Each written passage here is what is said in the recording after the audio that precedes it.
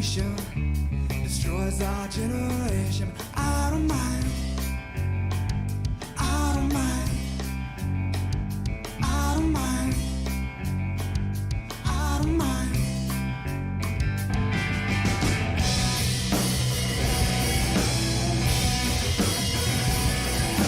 Looking for inspiration in my life. Looking for inspiration all the time.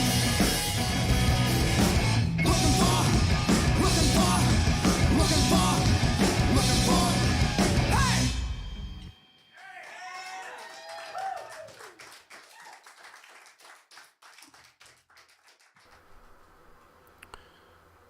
Good afternoon, good evening, everybody. Welcome to the stream. Just getting some things set up here. I've been doing quite a bit of testing with the track as far as getting ready for setup, things like that. So bear with me a second here. I'm going to get right into this here. I got quite a bit of stuff that I'd like to go over. So yeah, I'm not going to waste too much time with this. A couple things that I did. Let me get out of this here. Yeah, just like I said, I've been testing in the game, in the sim itself. So I'm going to get right out of this. Let's bring this over. Yeah, I didn't want to waste too much time, I guess, as far as like that. Moving right into where we finished off last week, with needing to get this thing set up, I guess, for full-on race mode. So one of the things that I found it necessarily to have to, that we haven't tackled as of yet, the fact that this is necessarily going to be considered a road course / regular oval. There are other tracks that have been built in the simulation, I guess, in a similar fashion. One that particularly comes to mind is the Papyrus Motorsports Park. That is a track pack, addition as far as an extension, I guess, of the original simulation install. So that was something that I've been comparing notes on as far as how the track i9 is, as well as the setup and what have you. And I've come up with some changes to make to the i9. Number one, the fact that, like I said, as far as this being considered a road course and not a regular oval, it was necessary to change the chassis type, for sure, that being a road course. The chassis type 4 is a road course chassis, as far as the simulation is concerned. And it updated some of the information as far as just the number of turns, which happens to be 17. Checking out the information's provided, I guess, at the Charlotte Motor Speedway website. Coming to find that it is 17 turns, 2.28 miles in totality. So, done the rough math on that to determine that the number of laps to do a 500-mile race would be 220. It's a little bit more than that. It's like about 220 and a half or so. But the 220 laps roughly comes out to just shy of 499. It's like 499.3 or some baloney like that. So those are the main things that have come to find it need to be changed to make this feasible, as far as the road course oval combo. A couple other things that I noticed as far as just testing the track, with the new setup to accommodate, I guess, the change in the chassis and what have you, is coming to find that the turn, what would be turn 3 and 4 of the main oval, I think that's considered turns 15, 16, or maybe 16 and 17 on the main road course. I haven't done all the research, I guess, on that, but it would be the turn 3, 4 end of the main oval, as far as the regular oval, that it's still pretty darn bumpy, regardless of what setup that I've made there. So going to have to probably take a little closer look at smoothing that out a little bit. The other thing, as far as in testing, I have taken into consideration as far as applying the bus stop that would be in the backstretch area. I've tested the track to this point two different ways without the bus stop, I guess you could say. Just kind of mimicking, I guess, where that bus stop would be, to where you would have to stop, do that jog and then get back on the. Doing it that way, I have come to find that the bumpiness isn't as noticeable, because you're not carrying all the speed coming off of what would be turn 10 going down the back straight. If you're just going straight through and bypassing where that bus stop would be on the backstretch, you do notice all the bumps because you're carrying all that speed. And looking at the height data, as far as in the height view, as far as the track geometry, there doesn't really seem to be all that much to really adjust. So it's going to be a bit of tweaking around, trying to see what works best, to see if it's necessary to have to dink around, I guess, with the height values. One of the other things I guess I did change, now that I'm looking at this as I say that, is I changed the number of default qual laps, be it the fact that it is a road course again, and the base month for when this event takes place is in September, the end of September. So those are the two other values that I've changed. I've also taken a liberty of adjusting the actual weather. If you were to apply realistic weather, it tends to be right around the 70-degree range that time of month, between September and October. So pretty warm down there, I guess, for that time of year, but at least from where I'm at anyway. The only other values that have not been touched or changed, and that's probably something that'll need to be looked at as well, as just the grip levels. Be it the fact that a majority of the track that we have currently is set at asphalt. So the fact that it's at a 1.04 is not terrible for the asphalt grip. Whether or not this chassis grip and all that stuff will need to be adjusted, still to be looked at. And this is actually a legit value. Not a lot of the default tracks have this chassis grip, but that is necessarily a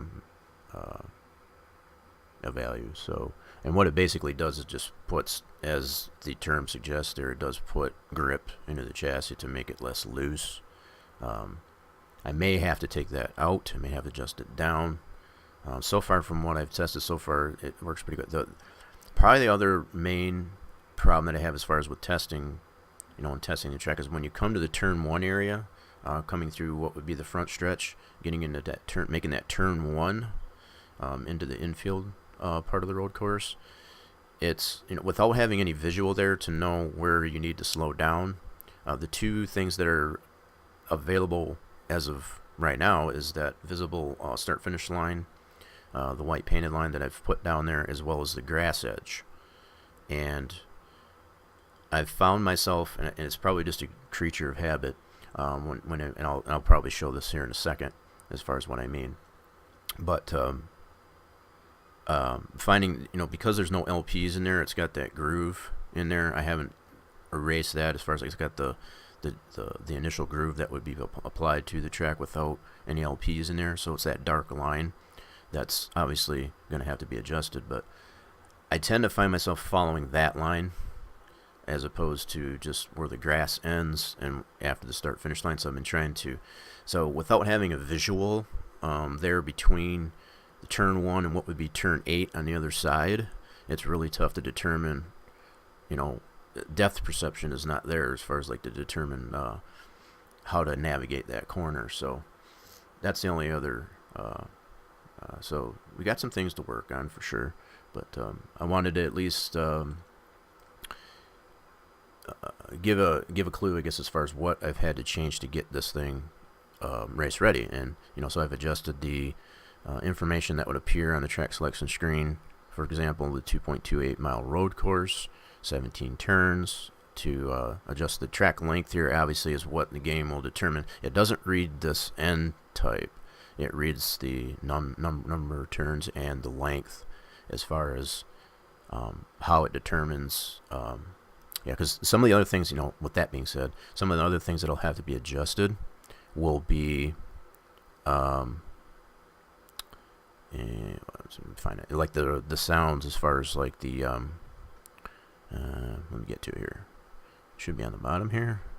Yeah, like all these spotter, crew chief things, all these parts here as far as where turn 1, all these will have to be adjusted as well. And these are all basically just D-longs. So it's like turn 1 would be considered blah, blah, blah, and so on. So these will have to be adjusted eventually as well to kind of... So like when you're in a pace lap, for example, or if a caution comes out, you'll hear the spotter, say, wreck in turn 1. See, the way this is right now, that's just not going to work because this is still for a standard 4-turn oval, be it the original Charlotte. So those will have to be adjusted as well to get it ready for race mode. They don't have to be. I guess I should probably mention that too. But in order to, hear correctly or accurately as far as what the spotter is saying, wreck in whatever turn, you want to have that to be accurate. So it's like you're not thinking that it's in one area and it's actually in a different area. So, all right. So I think I've explained enough of that just to show the big major change, I guess, on this one was the track length, number of turns, and the chassis type have been adjusted. Those are the key things that needed to be changed. So we're gonna go back. I'm gonna go back in here. Like I said, I've been doing some testing prior to the start of stream. I'm gonna go ahead and close this for now, but I still have this backup in my track projects folder. Actually, I'll bring that up too. This is my track edit folder. Bring all this stuff up here. Let's go into here, go to my track projects, and tracks. And then this is my track projects folder. So I still have the original before any edits to it. So this is all original. This is what it was set up originally, 1.5 mile oval. It still had 4 turns. Track type, we're still keeping it at 2. Okay, but the chassis type changes. And what I've come to, saying just to kind of reiterate what I was saying before, the Papyrus Motorsports track, I compared notes between that and the Infineon track. Infineon is a full-on road course, so that track type is a 5. Okay. The Papyrus track is still a track type of 3, which is a long oval, as opposed to a medium oval like this one is.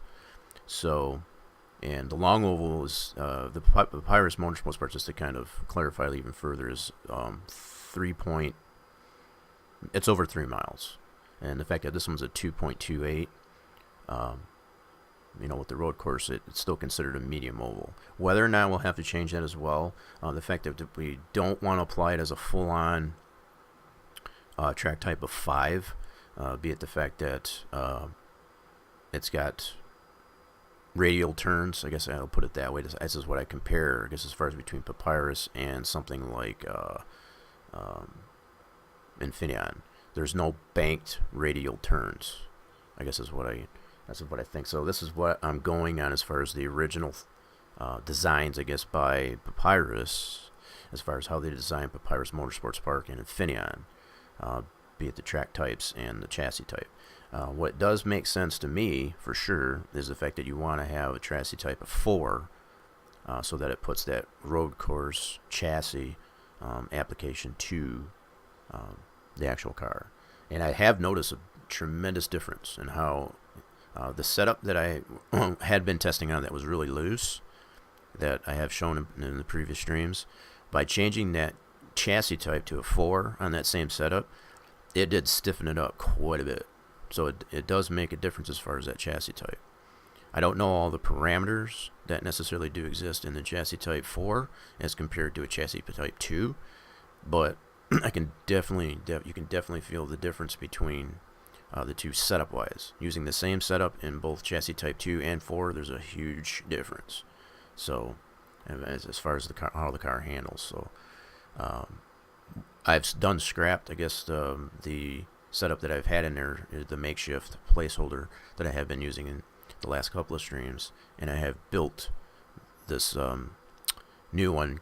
It's kind of a hybrid between the Papyrus Motorsports Park setup and the Infineon track, the default track. So, and it seems to be working really well. So far, it's just like I was saying.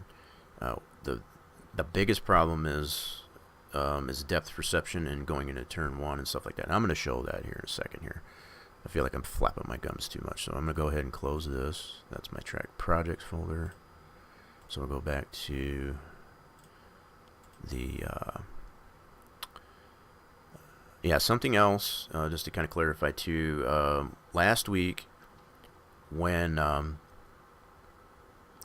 during the stream there, I had some a playlist, a musical playlist playing in the background. I will not be doing it anymore for Saturdays. Coming to find out that on the VOD, as far as on Twitch there, it muted 2 songs. So the fact that I've got the the stream saved locally on the hard drive there, I'll have to look and see if I need to edit that and upload that to YouTube channel to archive it there, so that the audio doesn't get muted, or doesn't happen to be muted, because as it sits right now, it did happen to mute 2 songs on the for the VOD on Twitch, on the Twitch channel. So yeah,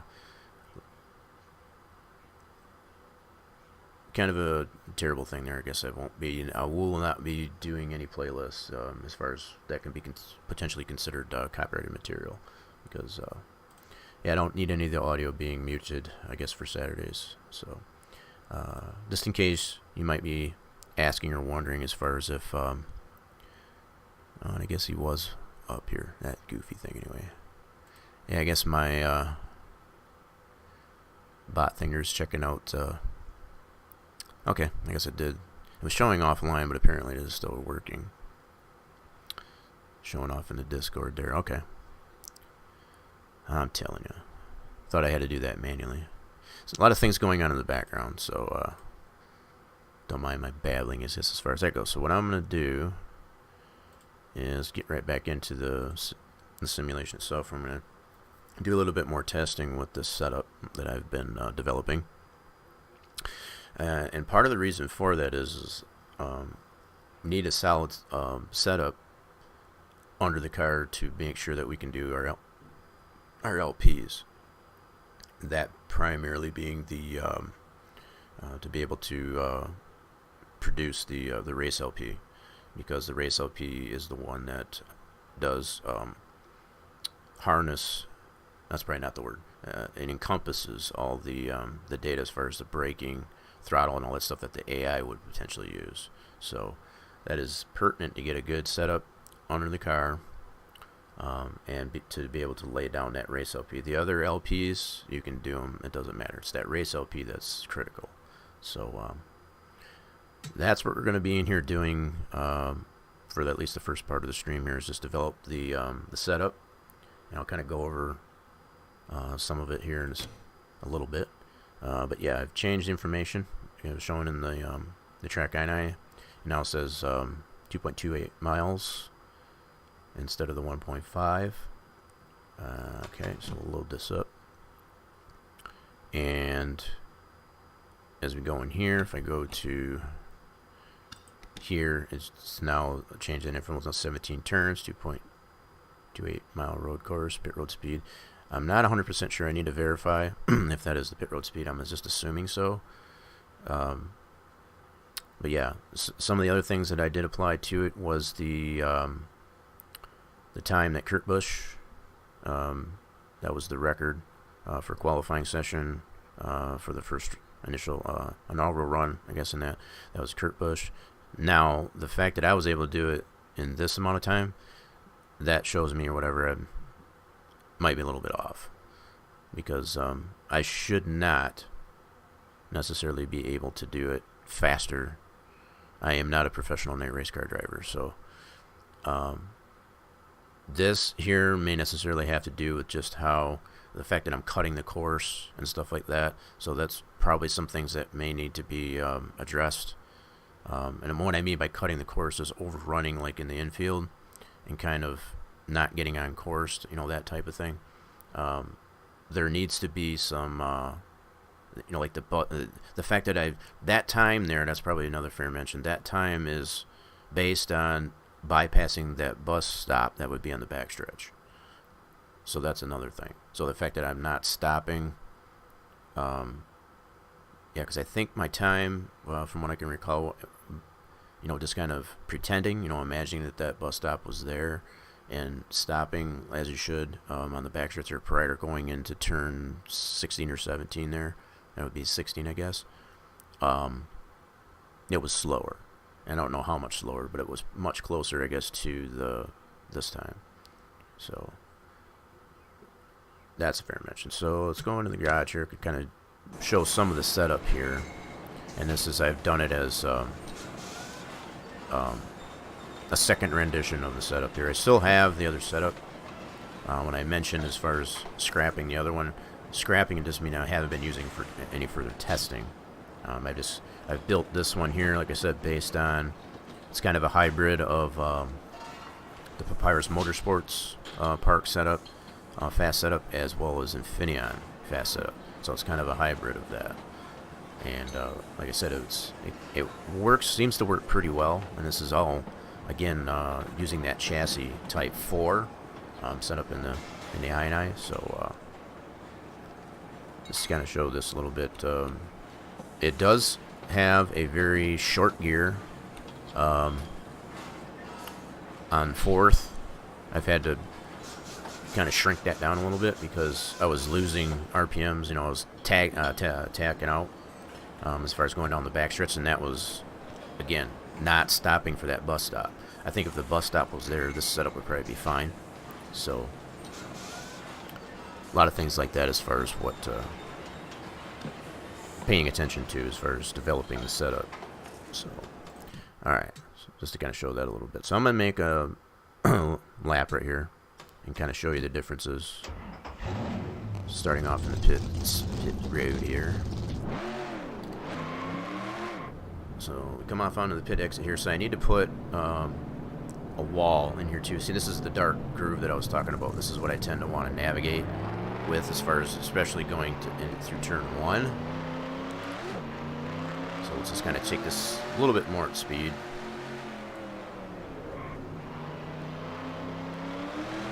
Than we have been.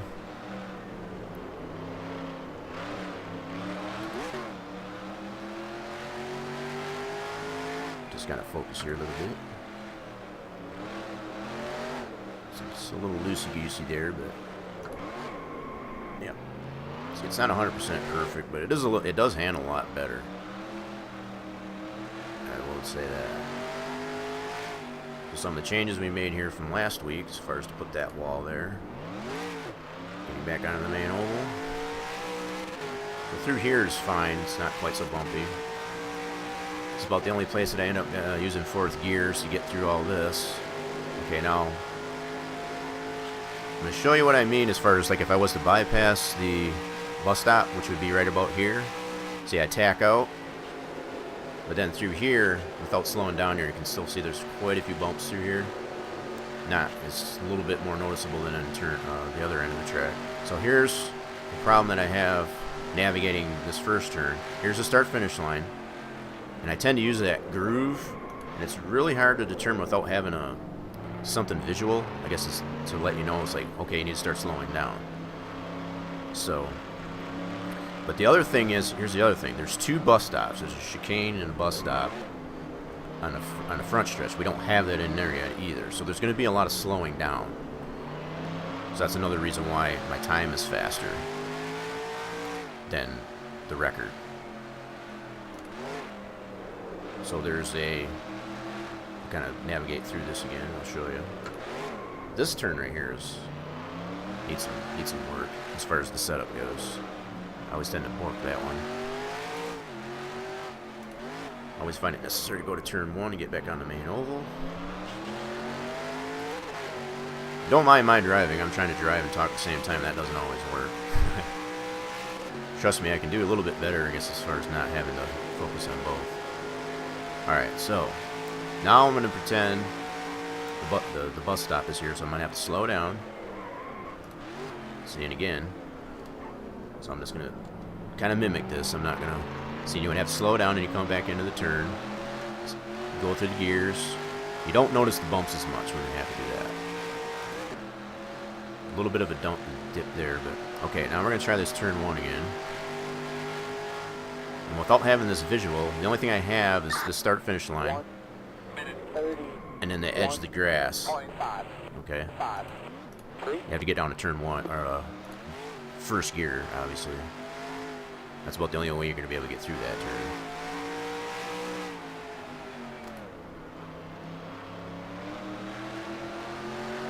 So there does need to be some more visuals.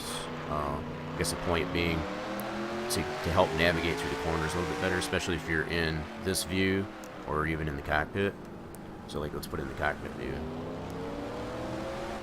It's really hard to determine, you know, based on depth perception as far as where where you got to turn.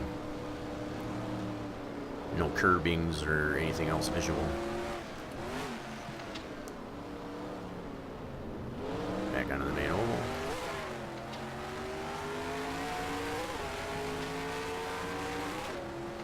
Okay, I'm gonna mimic the bus stop. The other thing I forgot to show was where you would go through, and that's obviously a problem because that's not defined as a. Okay, mimic that again. Slow down. All right, coming out of that, coming back onto the main oval.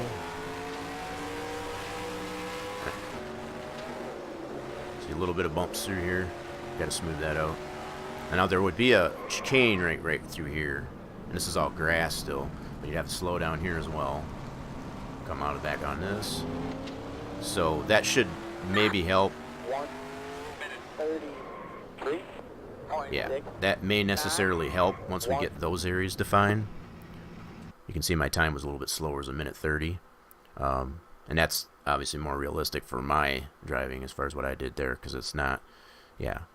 So I'm thinking what will basically be the case here is once we get the chicane and the bus stop and the backstretch, it's going to help maybe solve, I guess, a lot of the issues where the bumps, being able to navigate turn 1, because going full speed, the way the track is set up at this point, coming out of the last turn, and without going through that chicane and driving it like the normal oval, the main oval, you're gonna just whip right through that turn 1. I mean, because you got to gear it down, pretty quick. So yeah, that's something that we're gonna have to look at as far as moving, progressing forward with the track. So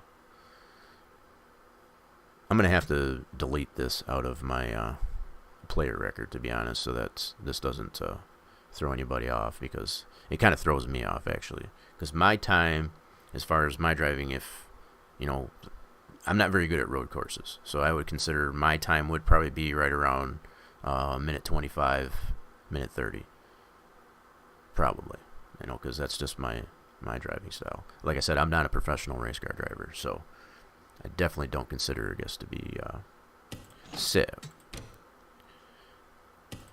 Wanted to show that off a little bit, just as far as what's been going on with that. You can as far as how the setup behaves so far, and the necessary visual cues that don't exist in the track could cause a problem as far as how you navigate the track. So okay, so what we're gonna do now. All right, just checking some things here, making sure not dropping any frames. It's good. It's going to be an adjustment for me for sure, as far as not having any music in the background, but that is what it is. I'm not going to sacrifice audio getting muted, I guess, on the Twitch VOD to have that exported over to. Okay, I won't beat that to death. So now what I want to do, I'm going to load up Sandbox here, and we do have to make some changes to our track. And what I'm probably going to do as a placeholder, at least for now, is to, we added the start finish line last week, so we'll just load that up. Yeah, having that start finish line in there does help tremendously, so without having this, so one of the things we'll have to tackle over in this area would be pretty easy, because I can just put cones or something in this region. Let me go ahead and turn this off. So like in this region, I can't necessarily just put cones in there as far as where they actually have to slow down coming down here. So I can put cones just as placeholders. that'll help develop the setup, I guess, a little bit better as well. And we're going to have to, let me see what we did here. I want to check this area because I never did. I'm going to have to set a lot of this as asphalt in here. I'm going to have to put some F sections in here. As far as laying, creating this area, we can do that as either as a 3DO or a TSD. I'm not sure, I haven't decided how that's going to work yet, but we're going to have to get this, because right now it's just grass. So to go through this area as grass, that's not going to be good. So we're going to have to make this area, define this area, I guess, as asphalt. And I'll put some F sections in here, and we should be able to do that with how this is designed. I should be able to put some F sections in here to make some of this, even if this ends up being, some of this ends up being asphalt, that would be fine. I don't think that would be too terrible. Yeah. So that's, in fact, I'll go ahead and do that now. And that way I can set this up as, put some cones in here as well as to where that's located. So let's do this. We're going to go, yeah, I can probably even go so far as to just set this up. Yep, see right now it's grass, so I'm going to go ahead and just make this like this. I'm going to make this asphalt. It'll still have the grass appearance for the most part in that segment. Trying to think of how I want to do this. Do I want to put an F section in there? Might not be a bad idea. Let's see if we can do that. Because I think what's going to happen here, if I try to put one here, let's just see here. So if I try to apply one here, that might not be too bad. That's not too terrible. Let me check this out. Zoom in on that. See, the only excuse me, the only other potential problem would be here. I've got it on this side of the X section. I mean, this is all eventually going to get snapped, which is something else we're going to need to do as well. Get this X section snapped. I don't have it on lock, but we're going to have to snap this X section here, so this will all be tied together. So I'm going to go ahead and just lay this down. Yeah, let's do that. We'll just insert and try to define this area as asphalt. And like I said, majority of this area is going to be probably in the form of a TSDN or a 3DO as opposed to doing it. But depending on how this actually lays out here, I may not have to even do that. Let's see. Let's see what we did here. I know I talked about not defining this geometrically, but let's see how this turns out here. This might be just by design as far as how we had to get this area. It might just work out that, yeah. See, it might be a little wonkier now that, now that I look at it. It's not quite. It needs to be kind of inset here a little bit, so I'd have to split this, which I'm not going to do. Yeah, so it's looking more, I might have to do that as a object or something like that. So let's do this. Yeah, so this is all the fine-tuning part of the track build that you would necessarily deal with. Like I said, we've already tested it well enough. We do have some potential bumps, dips and whatnot to tackle on the one end of the track, but I don't think that'll be too terrible. Okay, so yeah, this area is going to be, we're not going to be able to get this roundness. So the fact that there will be a barrier here, it won't probably matter too much that this is, majority of this area is going to be asphalt. Yeah. Okay, just looking at, yeah, because what I'm talking about is like if I go to add this, for example, it's going to define this whole area as one or the other, but not necessarily both. So if let's see if I mark this as Euclidean.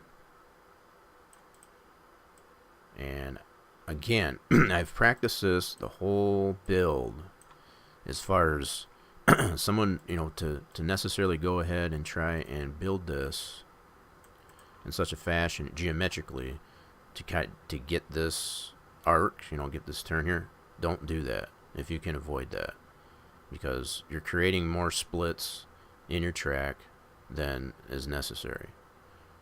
It's okay. Let me mark this as Euclidean. What's probably going to be better here for this case, if I had this, just define this boxed area here as asphalt as opposed to yeah.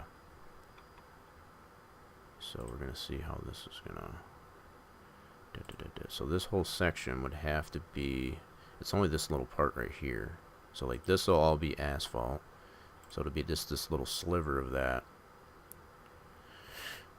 would necessarily be still considered grass. Okay. I'm going to try and put some F sections in this area as well.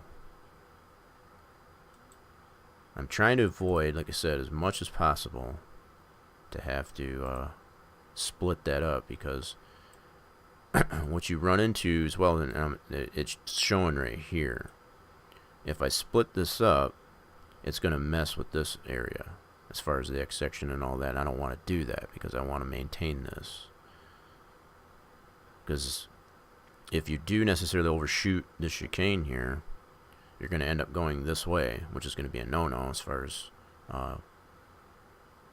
rules there, but it's not going to let me apply. So what I'm probably going to end up having to do, instead of doing it this way, I'm going to delete that. I'm going to have to define this all as asphalt up to this point. This will be grass over here, which may not be terrible.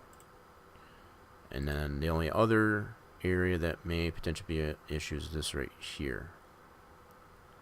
I'd have to keep that all as asphalt or leave this little sliver as grass. And the more I think about it, it'd be better probably just to make that asphalt, which would make this whole entire segment asphalt. So this area would not be considered grass. This would still be, but this would not. So, we got some decisions to make here. So what I'm thinking, I'll go ahead and label this as asphalt.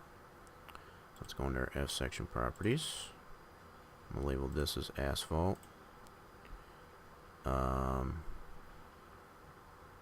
Also going to have to probably label this as racing surface, since that's where we want them to navigate. Yes. Alright, so we'll do, am I on the right one? Second here. Alright. Okay, I didn't have that continue. Yeah, I remembered I had the double line here for doing our white line. Okay, so I did not continue that over here. So yeah, I'm on the right one as far as both of these will probably have to be, they will have to be considered racing, because if I set the one F section, if I continue this on as apron, and the other, yeah, we don't want that paint line to be determined as going through this area.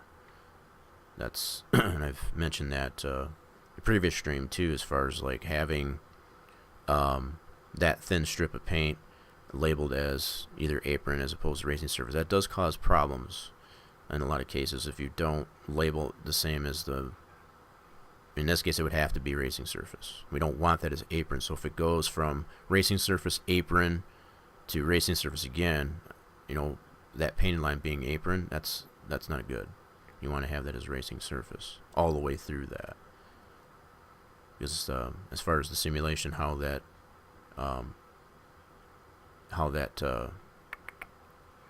translates that or comprehends that is, okay, your car was on the apron, so that's not good, even though you're passing over it rather quickly. Okay, so we're defining this one as asphalt racing surface. That's what we want. So we're going to move forward. I'm not copy forward. I'm doing these all independently just to make sure. Okay, because I don't want to get carried away with, and I've shown that last stream too, as far as how you can necessarily get carried away with that copy forward or back. If you're gonna have, if you're doing some of the processes like I showed last week, where it's going to be repetitive, yes, that can necessarily work well. Don't necessarily try to get too carried away with using copy forward, because some areas I may not want to have that way. But for this case, it does necessarily, yeah, it doesn't invite the idea to be able to use a copy forward, but I am going to go through it just independently, and then I'll check the extended surface types and what have you to ensure that. So we want this as asphalt and racing surface. Okay, and I'm going through these one by one because I just want to be reassured that they are that way. That's just so this here as well will be asphalt. This is what I was talking about as far as good grief. As far as this area, that is actually grass, would be all considered asphalt from here all the way up to here. It'll be grass for the most part in this area. Okay, so let's go racing surface. Asphalt, racing surface, forward. Yeah, so it, like I said, you can more than likely get away with just using the copy forward, but I'm just trying to reassuring myself. You know, the fact that I know it's just a small region, it's just best that I've come to find and not get too carried away with using the copy forward. So here's the region that I was, mentioning as far as this area, because it's so vast here. This is all going to be considered asphalt. And I could probably even put an F section to kind of angle this off here so that it doesn't make this whole area asphalt, so that you can still have some grass here. So let me see here. Again, this is all based on the idea that don't try to split the track up to get all this geometry in here. Okay. Yes, it does necessarily invite the idea, well, it's like I need this to be grass, I need this to be asphalt, but having all those little slivers in there, which would be the case for creating this, as grass and this is asphalt, you're just taking away from the film stripping. That's the term I was looking for. You don't want to film strip the track. And by film stripping, it's just like you're creating more cuts in the track that is going to create, necessary frame rate issues or just optimization. You don't want to do that. With some of these, that we've been testing with the detailed mods that we have, be it the Manx 19 and even the 18 for that matter, that's got a lot of detail in that mod. So if your track is not optimized to accommodate such a detailed mod, then you're kind of defeating the purpose of building a scratch, doing a scratch build. So you want to try to keep it optimized as much as possible. If down the road you find it necessary to have to, I'm not necessarily gonna say we will find this necessary to have to, but I think what I'm gonna do in this case is just kind of split the difference here. I'm gonna kind of put a line here, and I'll make this, it'll be asphalt up to here, and all the rest of it will be grass. Okay. It's not really a concern to me or whatever that this is not considered asphalt. Because even if you burn through here, as far as coming out of here and you get wrecked, you come through this area, the majority of this is still going to be grass. So, I could even go so far as to probably make this. That might not be a bad idea now that I think of it. I can make a line here where this is all asphalt up to this point. And, yeah, I could probably do that. Just make a F section here so that it's asphalt from here to here, and then the rest of it's grass. That might not be too terrible either. Okay. So, this one, I'll make sure I already got this set as asphalt. Nope, didn't do that yet. So I'm going to do asphalt and racing surface. And that'll be from here to here, and then from here it'll be grass. So right now it should be white. So if I bring back the world again, yeah, you can see what's going on here. That's why I've got this shut off, because I want to see where the actual areas are based on the background image. Okay, so let's zoom in on this a little bit. Yeah, I'm going to create an F section going all the way across this area. That'll define this all the way across to here as asphalt at least. Maybe even further. Let's see what's going on here. Alright.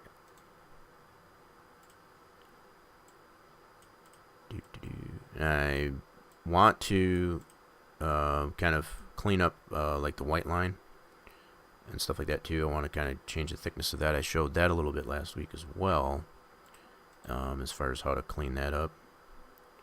Yeah, because our white painted line is, as far as the singular line, is a little bit thick in some areas. So, and I was showing how to do that, like I said last week, as far as how to get the appropriate thickness on that line. Alright, so I can do, man, throat is freaking bugging me today. I don't know what's up with that. Okay. Yep, so I may just keep this going all straight across. Let's see what's going on here.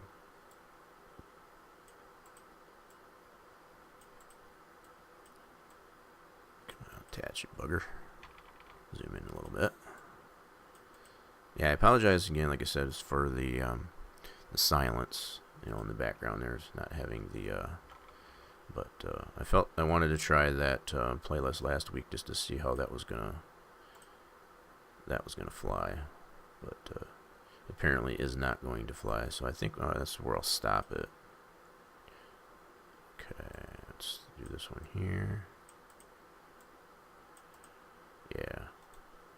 Mark that as Euclidean. So I'll just stop that. So it'll be asphalt up to this, and there'll be grass all through here.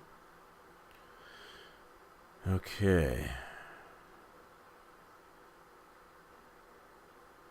Yep. So even the other thing is too, we have grass defined in this area where it's all asphalt. So we need to. Yep. I'll probably have to do some adjustment there as well. Okay.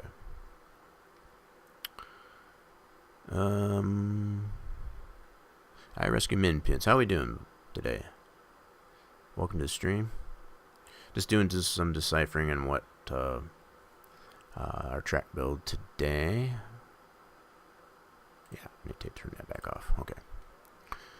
Yes, but how are we doing?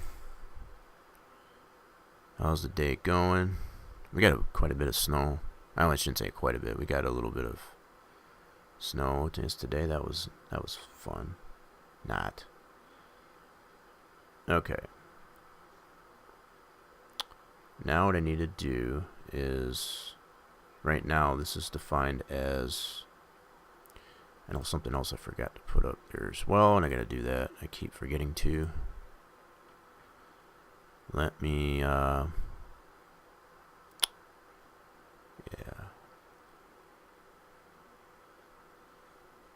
79 there, that's nice. That should bring some of that my way. Okay, I'm going to turn this on. I keep forgetting to turn this bugger on.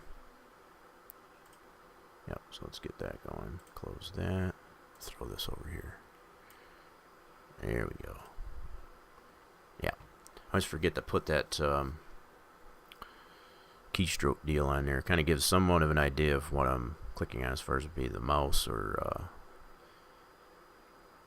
yeah, key controls. Alright, so what I have here currently obviously is grass, so we'll have to change that to, actually we want the visuals to still be grass, but it's just we need to define it over here because that's still white, so I just want to get that value. Alright, so we're going to put that same value. Oh, I had some drop frames there, not too bad though. Okay, should have calmed down. Yeah, let me bring this back. And that shouldn't be terrible. That's already got grass there anyway, so let's go ahead and apply this so we can see what's going on. we want to apply grass. Yep. And override. Turn this one off and it'll just be a 1. That's what we had that set to. So let's go ahead and do that. Okay. But we're keeping the material, even though the visual is grass, we're keeping that as asphalt racing surface. So we're going to put grass here. At least for now. Okay. Override. We only need the V value in this case. Asphalt racing surface, apply grass. Got a lot of textures we're not using yet. Okay. Take that one off. Alright.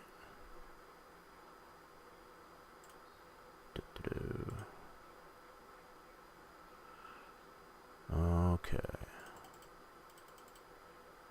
Yeah, I don't think it got, we're definitely below freezing as far as temperature wise, obviously the snow. Right now it got a little bit warm, and that's what obviously created the necessity for snow. And then it's cooled down quite a bit now. Yeah, so all these areas that are white, we're just trying to get that as grass so that we can have this. We're still going to have the visual as grass in that area, but eventually what we'll end up doing is creating a probably a 3DO to define that little chicane here. But I wanted to get something down to at least define this area, and what we'll end up doing is just putting cones, just putting as placeholders to define that area so that we can develop our setup.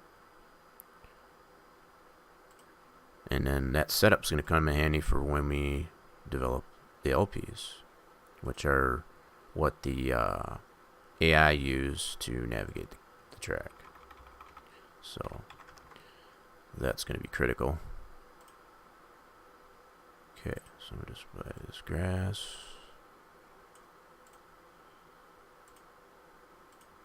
It's just super weird not having any music or some type of ambience. I might have to come up with some other type of yeah, something else to put in there, something royalty free type of stuff or what have you. Not having any sound is kind of a bummer, but yeah, it kind of disappointed me that I had the 2 songs muted in the VOD from last week. It's kind of unfortunate, but okay. So now what we have, let's turn this back off. Actually, that's not what I wanted. I want this, and then we'll go to extended views. There we go. So we got that all racing surface. Actually, that's asphalt. I take that back. That shows the asphalt. Now I want to do...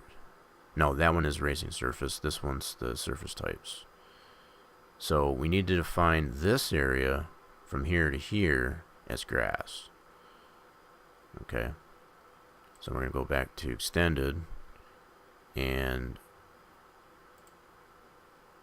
I guess I did goof a little bit. And that's how you find out, just like looking at the extended. So the fact that I did it as asphalt instead of grass here. So I'm going to go back. Wait a minute. Why didn't it apply that?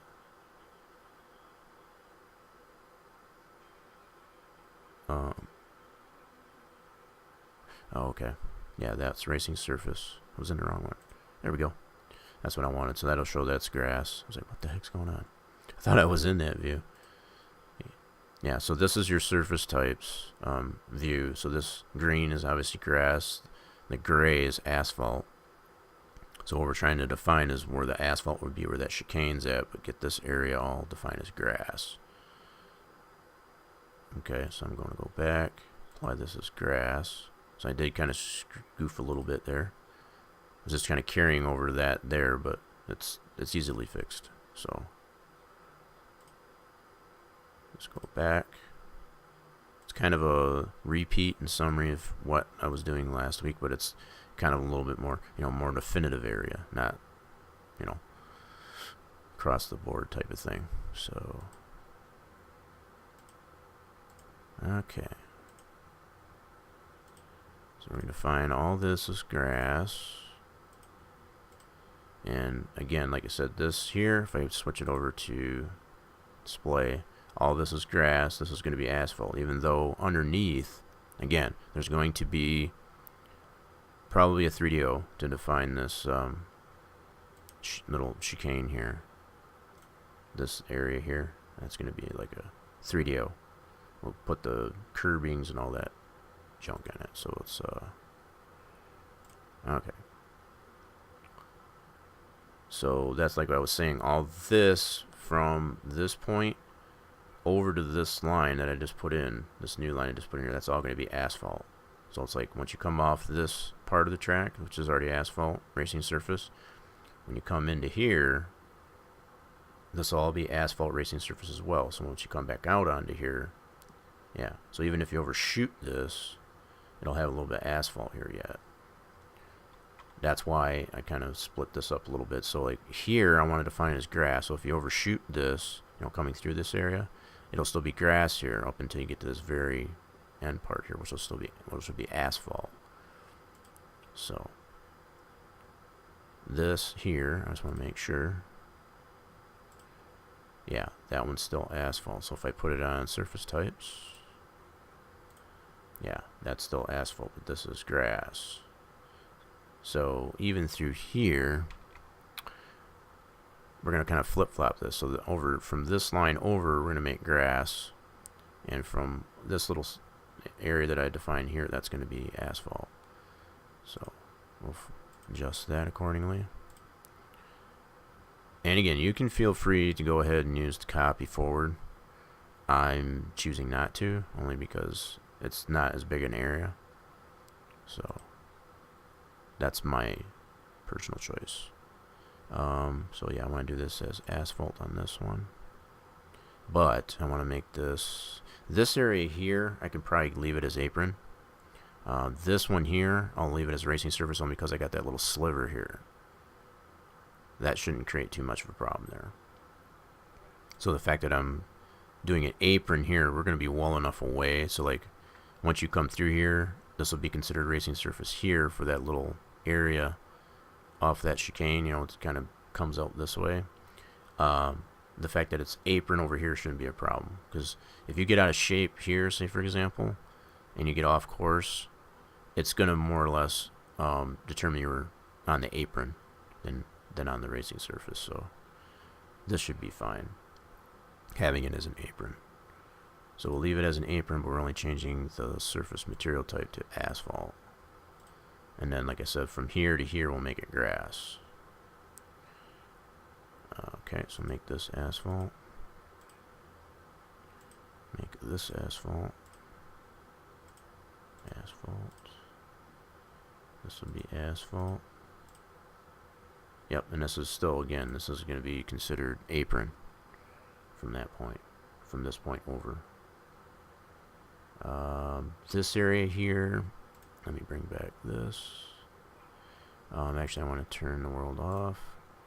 Most of this is grass. The only area that we don't necessarily want grass is this, but the way this is designed here is much the same area, same problem as that. Some of it will be grass, some of it won't. So I could probably label this one as asphalt, because it'll go from here to here.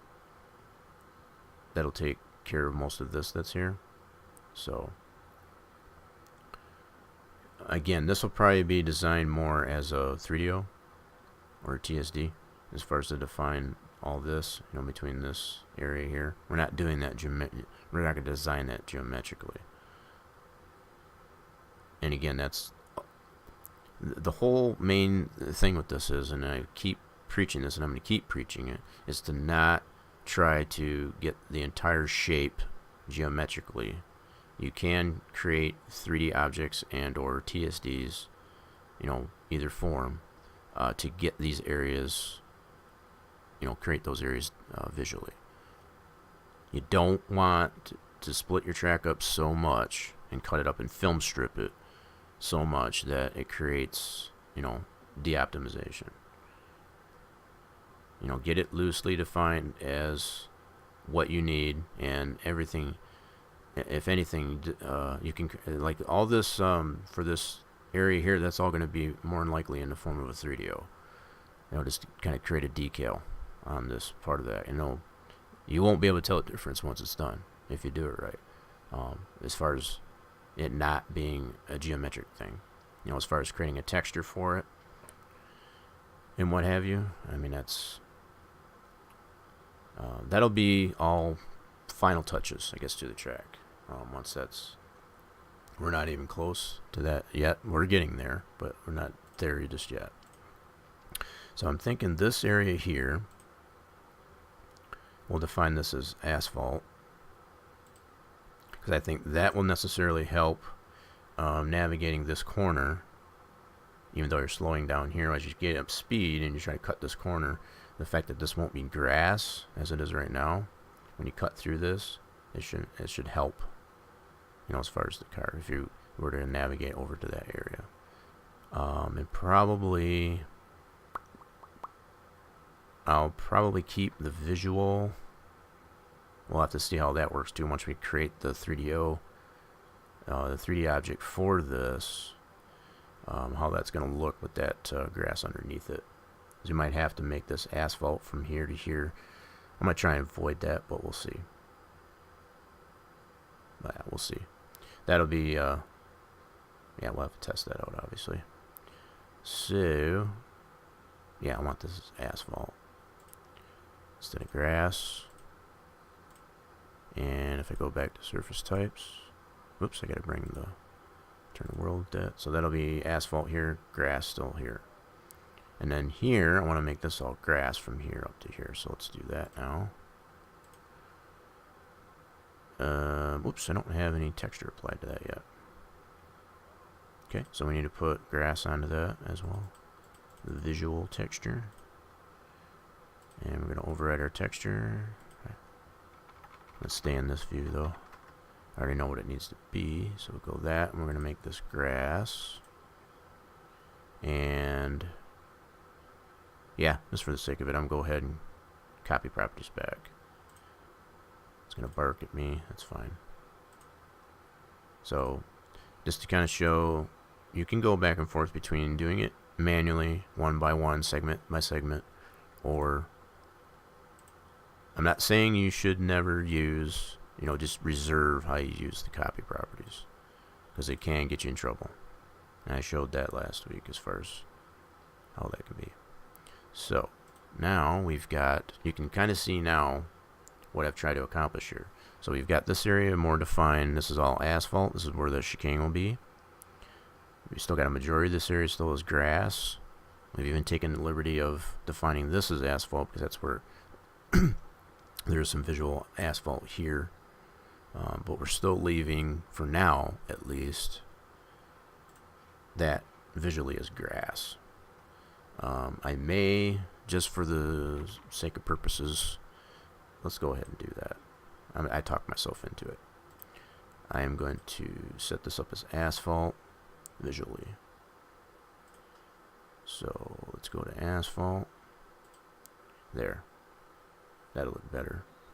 Because what I think of, the way I think of this is like, if I'm making the setup there, if I'm making this corner, if I see that I can cut through here, more so than I have been able to with that having grass there, yeah. So I'm taking advantage not only of it visually, but the fact that it is asphalt material-wise.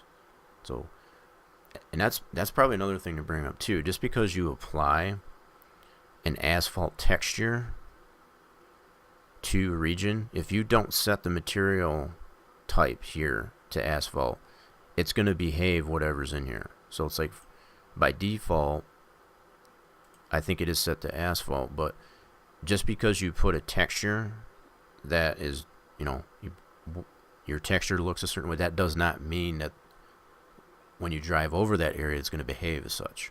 So like if you were to put a sand texture here, if you don't change it here, it's not going to behave that way.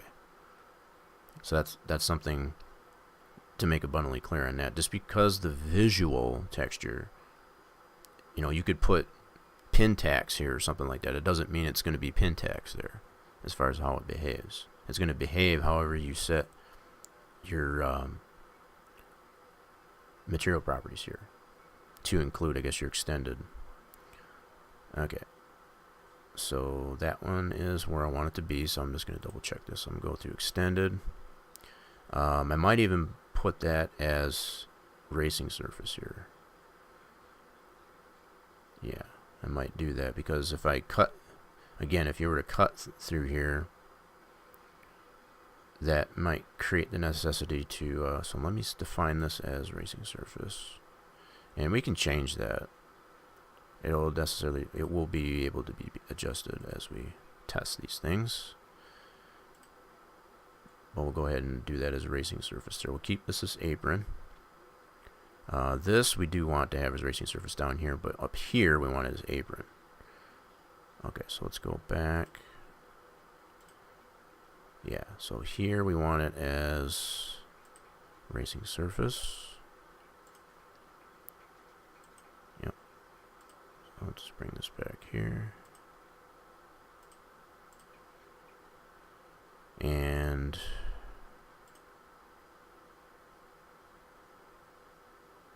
yeah, it'll make more sense once I go through these. So let's go racing surface through here. And then here, that'll go from here to here. We want that to be apron.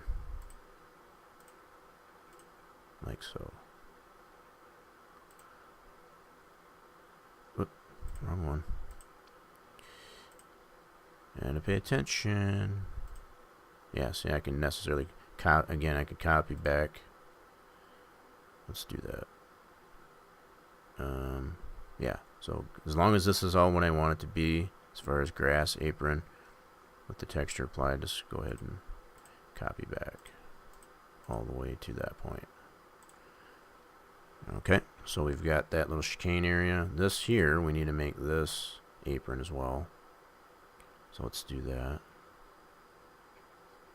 That'll help define that. Yep, so we'll make this apron. I'm just going to go back. Apron, back. Apron, back. I thought I dropped a few more frames. Okay. Alright, change that apron back. You can see how the color's changing on that, so let me know. See, now you kind of get the idea what I was trying to accomplish here. So now I've got this defined where that chicane would be. So not only the the asphalt property, but also the fact that it is racing surface. So if I go back to surface types, so now we got grass here, asphalt here, extended, that shows me that is racing surface and apron. So this is all racing surface, this is apron. We've made this racing surface, so let's switch this back over to surface types. Asphalt there, so you see how that difference is now. So picture, if you will, if you're driving, coming through this area, you're gonna have to go through this chicane, which is now asphalt racing surface, and you'll be able to navigate back onto to get the start finish line. And if you tend to wander off coming off of this here, you'll catch a little bit of grass. This will be asphalt here as well as racing surface. So if you get a little off course here, that should aid actually as far as being able to catch it back, to get back sorted out, settle it down, if you will. Go through the start finish line, come through here, you'll be able to cut through here if need be without any problems. So we'll see how that works. We might even go so far as to make this asphalt here as well instead of grass. Let me switch this back to, yeah, so even though there is visually grass here, I could probably go so far. Let's do that. I think this area here, I did not define this the same as the asphalt, the rest of the asphalt, so let me check that. Yeah, so this one we have 1 on both the U and the V, so I want to do that here as well. Yep, So we only have it on the one value, so it just, now that we have that completely as asphalt, we'll do it this way. 1 on both the U and the V. And this is all preliminary, but I think what I'm going to go ahead and do, just to kind of make this more consistent through here, is I'm going to make it asphalt racing surface all along this edge. Yeah, I think I'll do it that way. Just makes sense to me to do that. Just on this little sliver here. Okay. Zoom in on that so I can get that snapped.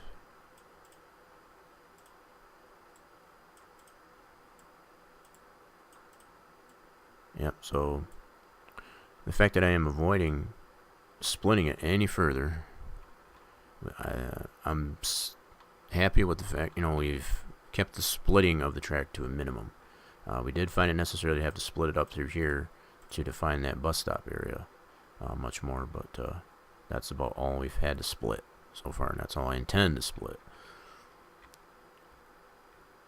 Keeping it optimized geometrically. Alright, so now what I want to do is define this as, I can go to F sections. Let's go back here for a second. We're going to copy the properties from this forward. Okay. Just paying attention where I'm at. And now let's go check surface types. Okay, this I want as asphalt down here. So I can go here, F sections here, and I can copy this forward. Okay. So that should be good now. So that's our surface types. Let's go into extended. So now that's to me makes more sense. So we're coming off of here. Even if you do wander off on this here, this will all be considered racing surface all the way through here. And see, if you wander off even more beyond that, then that's obviously a problem. And the reason I do this, coming to find the way tracks do behave, if you've got the apron too close to a racing surface, they could necessarily black flag you for no reason. You get an erroneous black flag. So by giving a little bit of a padding here from where the visual painted line is, it kind of gives you a buffer. It's like, oh shit, I'm over the painted line, get your butt back over. So it kind of gives you a little bit of leeway. It's kind of a gimme, a mulligan as far as like that, because the way the game translates, if you, like I said, if I was to find this and keep it as apron as opposed to racing surface and have all this room here now, and I'm taking advantage, I guess, of what is there visually anyway, you know, so don't disclude that. The fact that a majority of this area still has quite a bit of asphalt, it just doesn't have it here. By applying it all the way through here, it creates, you know, it's like insult to injury, I guess is what I think of. So like if you do get off course here, when you transition, even if you get the left side tires over to the apron there and straddle, I guess, between that, it could necessarily black flag you for cutting the course, for example, amongst other things. So the fact that we're doing that, we're kind of creating a little bit of fail safe there, and be like, oh shoot, I'm over too far, I need to adjust. You know, you can do that without getting insult to injury and just move on your merry way. So it'll also help as far as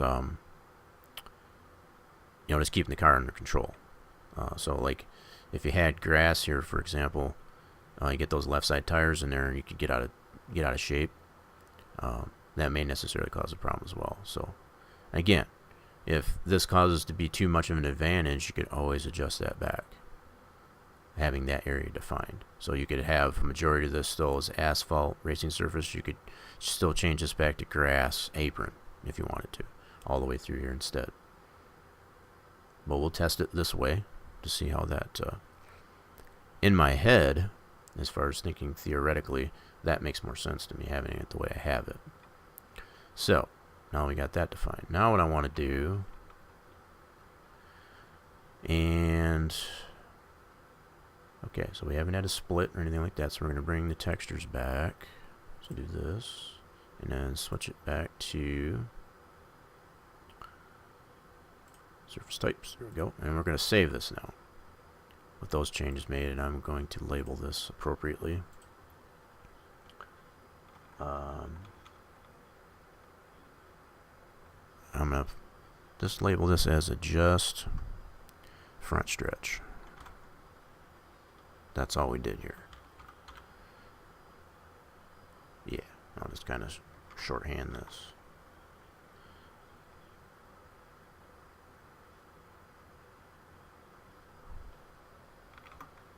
Yeah, I'm just going to put a short little note on there, adjust front stretch, because that's still technically, even though it is a roval, that's still technically considered front stretch. Because this is turn 1 right here, so the fact that you're coming to start finish line in much the same fashion that you would at the main oval, if you were to race at just the main oval, this is still considered front stretch. So the only changes that we've made have been all primarily in this area, which is the front stretch. So that's why I notated it as such. And then I can verify that that's saved here. So that's good. We have not added anything yet as of yet, but I will be. And what I will be adding are some cones, some safety cones to define our chicane area and our bus stop over here. So what we need to do at this point, and I don't think there's one in here. That's my project. Okay. Yeah, I don't think I have applied one there. I do have one though in one of our other builds, which I'm just going to go ahead and borrow that. So if I go to, I have a vast collection of tracks that we have built for different leagues and what have you. So there should be, and I got to double check here. Yep, should have a cone right here. Just going to load this up here just to make sure. Yep. That'll work. So we'll take this cone. It has 2 textures to it. Yep. So I'm going to need this 3DO and these 2 MIPs. Alright, so I'm going to copy this and bring that over to our track build, which is, whoops, one more time.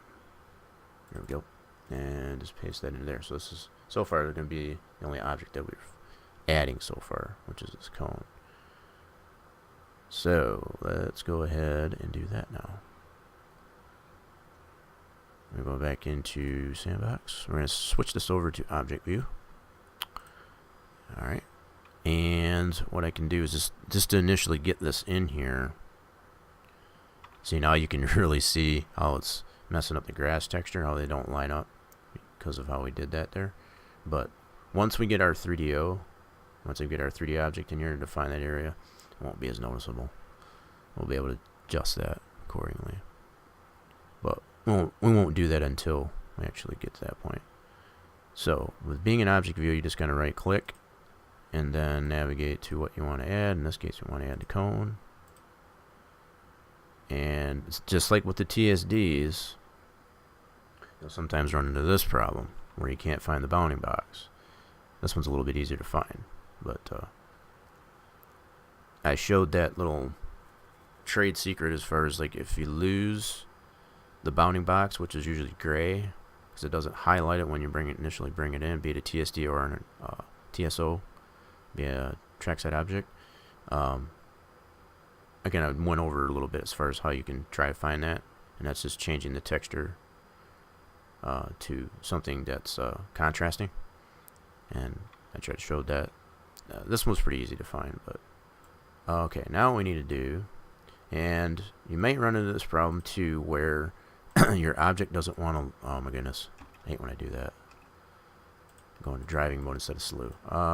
If your object doesn't show, you'll see the bounding box necessarily, but you may not necessarily see the actual object. Let's change this to fix. Let's change the height. Yeah, I think this is going to be one of those cases. Let's see here. Nope, so this one does actually show. So we have to raise it up by 5. So there's our cone. Yep, so I just raise it up by 5. Let's do 5.5. That's pretty decent. These don't have to be perfect. We just want to define our area somewhat where that chicane is, firstly. So I'm going to have to go back and forth between. This is kind of what I don't like about Sandbox, is if I wanted to define, you know, go back and forth between turning the world off. See, it doesn't let me do it. So what I have to do is kind of roughly put it where I think it needs to go, and then go back to geometry and turn it off there. See, then I can adjust accordingly. This is the one thing I do not like about Sandbox. It's a big pet peeve of mine, because it's like it won't show, because when you turn the world off, it shuts all the objects off as well. So I have to keep going back and forth between the two. Yeah, so yeah, so this can somewhat be a pain. So if I go back to object view, probably thinking here.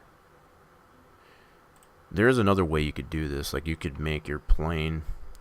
You know, if I was to make that actual object, you'd obviously have that shape that you need, I guess, like that. But just to get this, I'm trying to think of a better way. I know there is one. I'm just having a brain fart right now. Instead of going back and forth between geometry and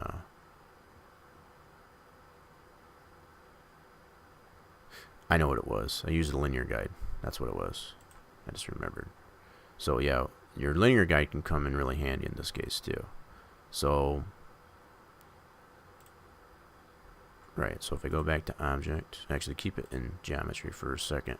If you bring your linear guide up, this can be used in this kind of fashion too. So anytime you bring your linear guide up, it'll be in the center.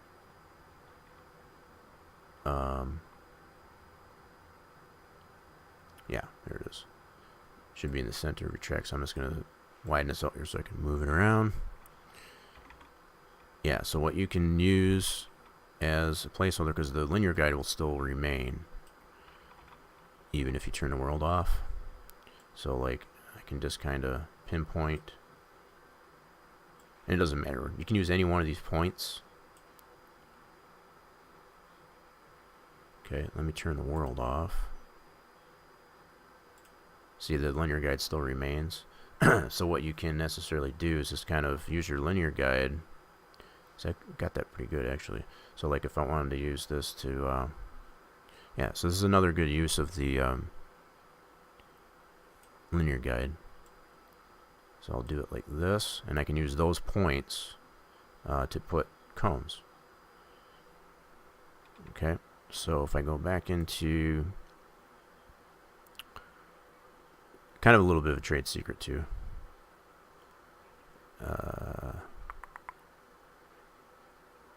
Yeah, draw it back in there. So now I've got that line. I can put a cone here, here, and here, because that'll define that area. So let's go into object view. I can put a cone here. I don't really need one there, but I'll go ahead and put one there. It's not going to hurt it. I can put one anywhere along this line. You don't have to use those points, but I see how it takes the points out, but it's, the line still becomes useful. Alright, so we put this at 5.5, was it? Yep. So we got to bring this up 5.5 on the Z. Okay. So we got one there, and we'll put one on the very end of the line.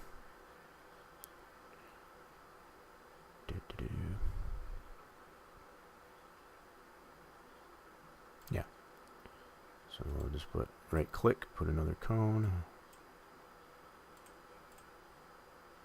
Put that on the end of the line. And put that also 5.5 on the Z.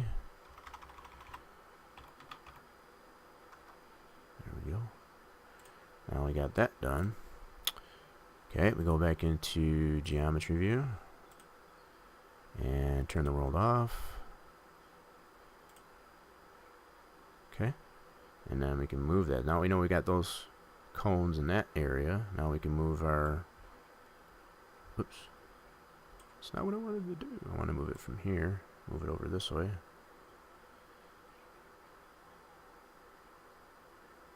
Okay, so I want to put it probably one right on the end of that line there, because I want to get this defined a little bit more. So you still do have to go back and forth between object and that, but yeah. So I can put a cone there. Let's do. Okay, so we'll put a cone there. Set that at 5.5 on 5.5 on the Z, like so. All right, move it back to geometry view. Yeah, if you've got anything like height view and all that stuff there too, when you go back and forth like that, it does necessarily show that way. So now I can just, and I want to go by, I want to move opposite to what I put my cone, because that's where I put my cone. So I'm going to bring it over this way. So now I know where to put the next cone. Just kind of find this area a little bit better. So let's do object view. So now I know where to put the next cone. Right click, add a cone.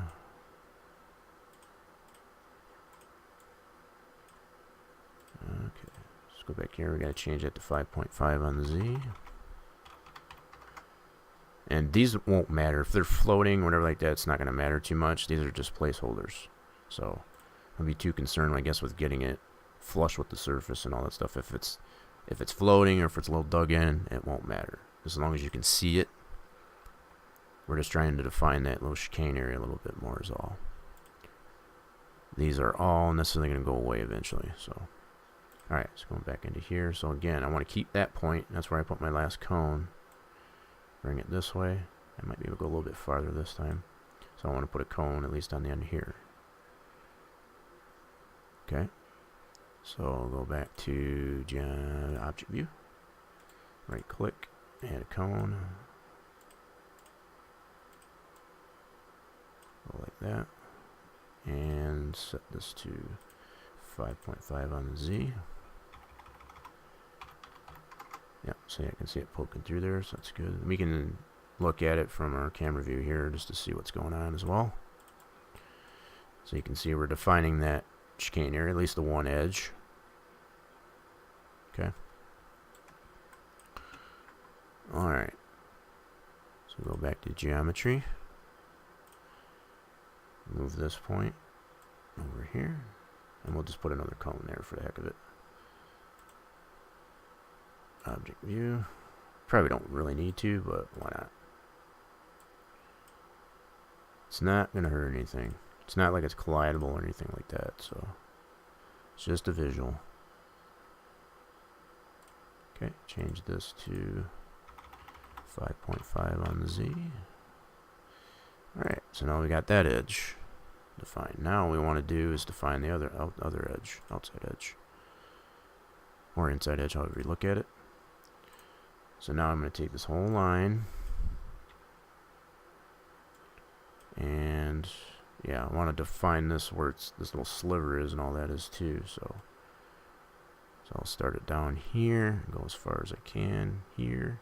So I can put probably 3 cones there. Okay. Yeah, let me switch this back here just for a second. Yeah, so I got a cone there, defining that there. Okay.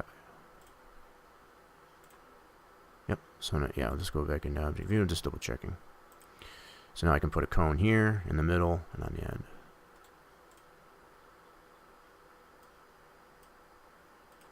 So go cone here. We'll see if our 5.5 on the Z still works. In this area, it should be relatively same level here. As long as we can see it poking through, that's all we're concerned about. We're not worried about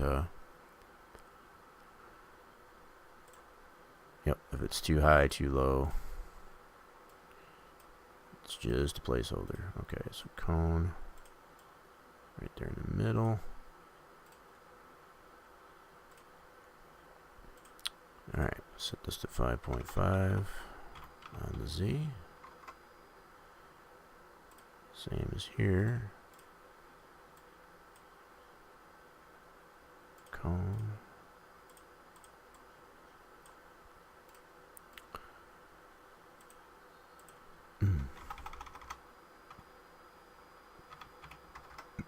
Okay, so you kind of get the idea of how this works. As far as going back and forth and using your linear guide, I guess, as a source for defining where you put your cones. So if we go back to geometry, now we want to move this. Seeing I goofed, but that'll be alright. What I meant to do is grab it. Yeah, so that should be pretty close here, so let's check this here. Yep, so right where that bend is, so I can move this back a little bit. Might just turn that height view off for now. That keeps coming back on, so let's do object. A little bit more.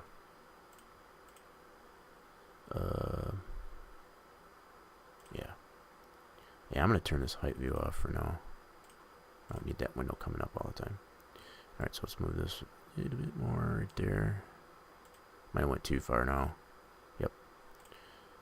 No problem. Move it back a little bit.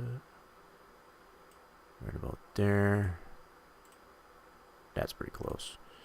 We don't have to be dead on balls, but... Alright, so now from there we know where that cone is on that end. We can adjust the opposite end. Yep. So now I can do like this. Yep, so I'll put a cone here and there. So go back to object. So we'll put a cone here in the middle.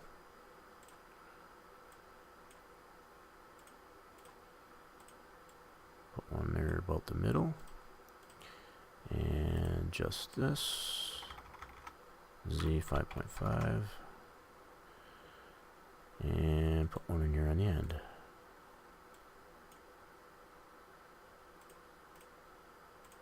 See, there's a way to recover, I guess, from when I grabbed it from the middle instead of the one end. Still not terrible. Just have to do lining that back up. That's all. Yep, so we just gotta adjust the Z. There we go. So now we can go back into geometry. Grab this end. Go this way. There we go. Yep, so we'll put one there and there. Let's just recenter this a little bit. Object view, so we put one in the middle. Cone. So just put one here roughly in the middle. Don't have to be exactly on that point that's on there, just roughly there. Just using that line more or less as a guide. Okay. And then one on the end.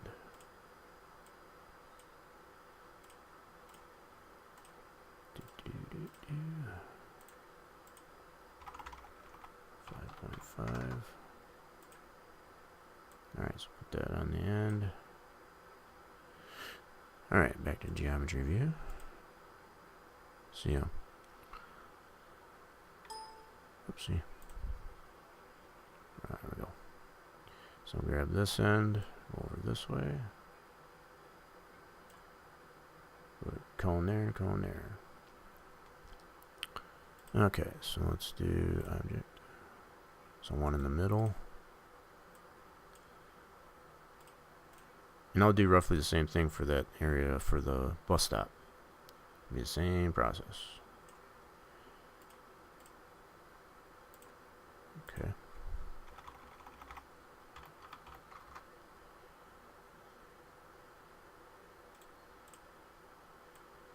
But just kind of trying to show, I guess, the ways you can use linear guide is more than just measuring. I guess, if anything, there's plenty of applications that you can use the linear guide for, other than just measuring. so I just want to get this one end. Okay. Go back to geometry. Alright, so I'm going to grab this end. So we got a little bit of a turn here, so I'm going to have to take it short. Yeah, just like that. So go back to object. Put one in the middle.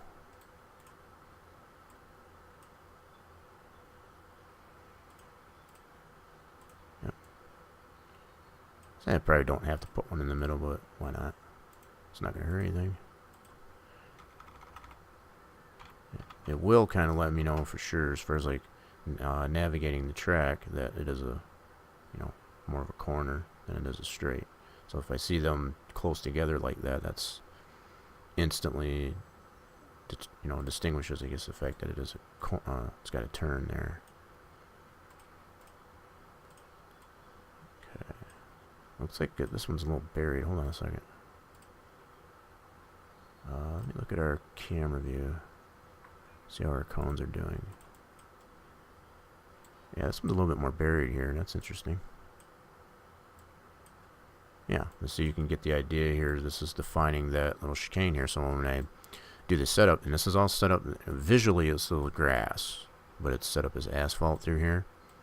So I'll be able to see where I, as far as driving through that, I'll be able to see that more without having the actual 3D object there that we'll probably eventually create. So yeah, it's got a little bit of a dip here, or a hump. The fact that I've got it at the same level there, so it's not 100% level right there for some reason. Interesting. Alright, so let's try this one. We're finding out potential issues with the track as we put these down, because it's not all the same level, because it's obviously a little bit higher right here. It's affected so much of the cone. I'm not going to worry about adjusting that right now, but just keeping that in mind. That's something we may have to adjust. So, kind of like a secondary benefit to applying these cones. We can see if this is necessarily all the same level. The fact that all these are good right in here, it's obviously got its little crown here, because the cones are actually buried into it a little bit. So, something to potentially have to fix, to correct. Alright, so let's go back to geometry. Grab this end. Yep. Like that, go back to object. Place one in the middle. And like I said, I could probably just put one on the end and that should be fine. Yeah. Just to kind of give you an idea of how this looks here. Alright, how much lower is that one? Still roughly the same. Yeah, so there's a little bit of a crown in here for some reason. The fact that the base of the cone is somewhat buried. So, yeah, we'll keep it like that. I think that'll work. We can kind of get the idea. Alright, so let's go. We don't have to get really super picky. Alright, let's bring this way. Back to object. Yeah, we'll just put one on the end. Yeah, that should work just fine. All it is a visual placeholder. Fixed. 1 to 5. And see how low that spot is. Yeah, that's even lower. So that's kind of goes up. Or wait a minute, is that the one I'm on? Nope, on this one here. So it's going back up here again. So it's a little bit of a crown. It comes back down. See, this is more buried and it's starting to expose again here. So it's just a crown up in there. And I think, from what I remember, if I go back to geometry, yep, this is that area that has a this is a curved section. So that might be causing that. May or may not pose a problem as far as we'll see. We have to test it. See if it needs to be dealt with. Yeah, let me just adjust adjust this a little more. Like that. There we go. So let's bring this down. Yeah, I'm not getting too particular as far as, you know, how much curviness and whatever like that. I just wanted to somewhat define the area as far as where the boundary is. Somewhat. Okay, so I'll at least put a cone there. Object view, so yeah, let's put a cone at least right here. Okay. Get on the Z. Yeah, so I think we are coming back level again somewhat. It's still a little bit sunk, but not as much as it is over here. So we'll probably put one more in here just to kind of define the end as far as it coming back onto this surface. Let's put one more in. Yep, so bring our linear guide over this way.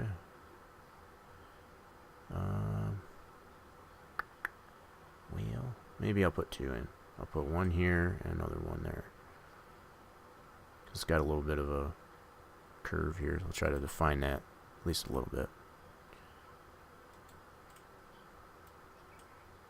Cone. Properties. And adjust the Z. Okay. And probably just one more. Doo-doo. Yep, that'll work. Put one around the end there. Should be good. That should do it. Cone. And set it to 5.5 on a Z.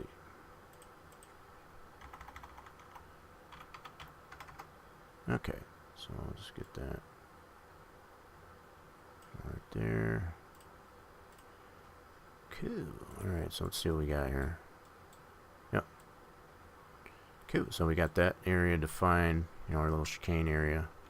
So when we come off here and we test this, but again, this will be all, even though it's visually grass, we'll see the cones here. This is all asphalt. So it kind of gives me an idea of how I need to navigate through here to get back onto this part of the track. So we'll do the same thing for the bus stop on the backstretch. Same procedure. So I'm going to go back to geometry view, and we're going to grab our linear guide.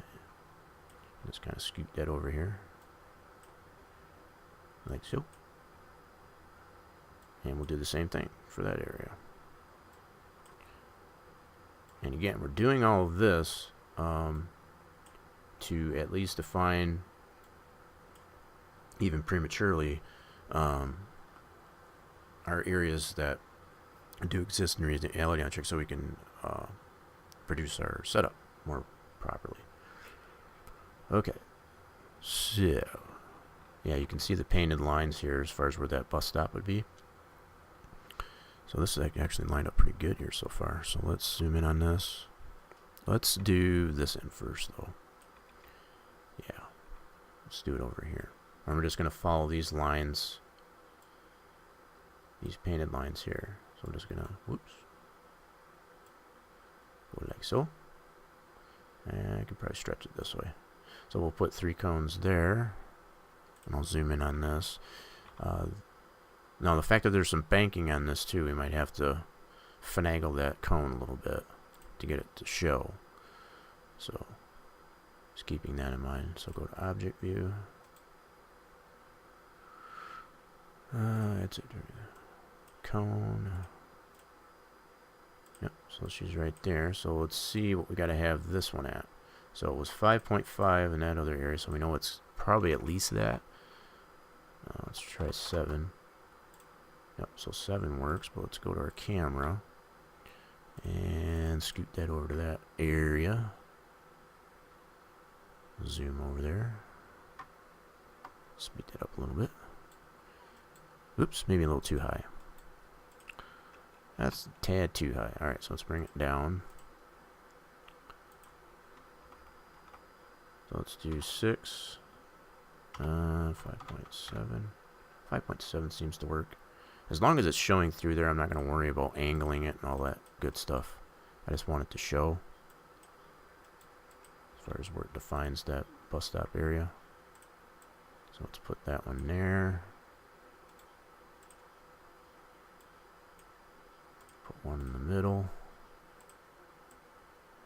It is hard to see it, and it's probably, but it's not wonking out on me like the TSDs were last time. But so let's put this at 5.7. Looks like.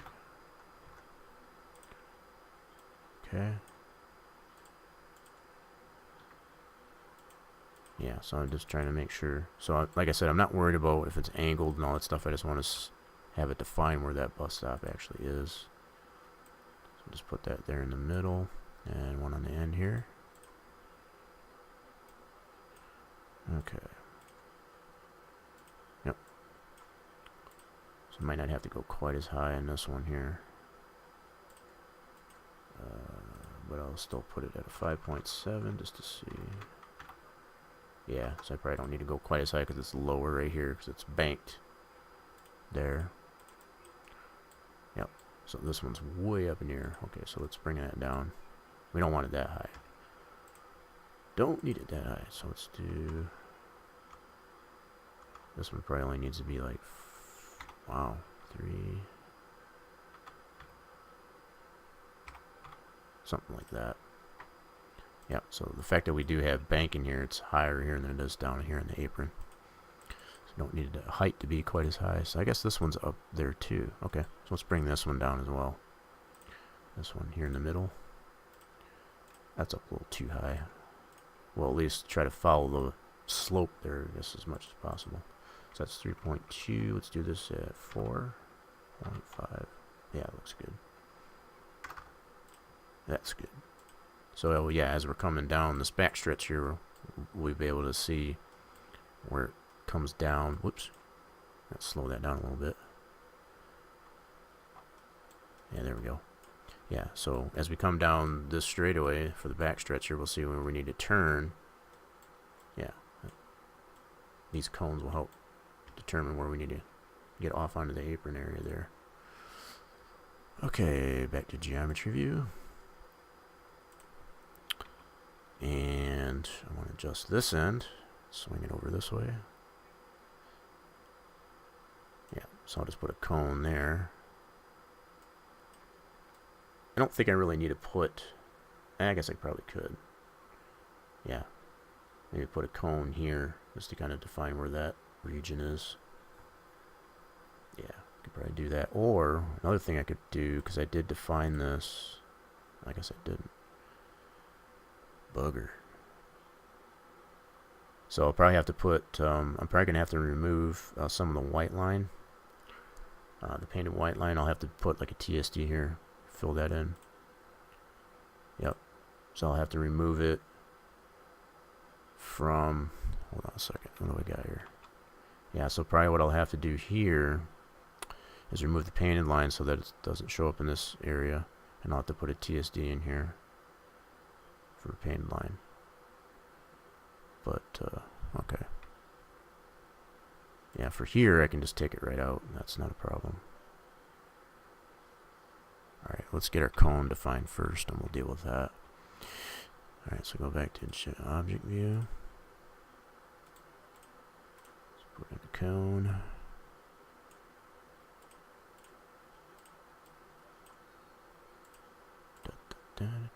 Fixed, and I want to put that, I think that was at 3.2 on that last one. Yeah. Yep, it's 3.2, so you should be able to put that both the same. And look at our camera view, see how we are. Yeah, so if I take that white painted line out there, I'm going to have to, and I'll have to do a TSD for the other part. And I can show how I can define that. Again, removing the necessity to split. Okay, so the fact that one would pretty much get encouraged to want to, it's like, well crap, I don't need a painted line here, so I'll just split that to compensate, don't do that. Don't do that. You know, there's other ways to be able to accommodate the fact that I'll have to remove the painted line from the head of this section up to here. I can put a TSD to fill this area that needs a painted line, so that I can keep this open and no painted line. And like again, we'll get to that as far as defining that better. But don't be encouraged to want to split that to accommodate that. That's not the optimal approach. That's going back to my definition, I guess, of film stripping the track. Alright, so I'm going to move this here. I'm just go all the way down here so I can put one here and there. Okay, so let's go back to object. Put one here roughly in the middle.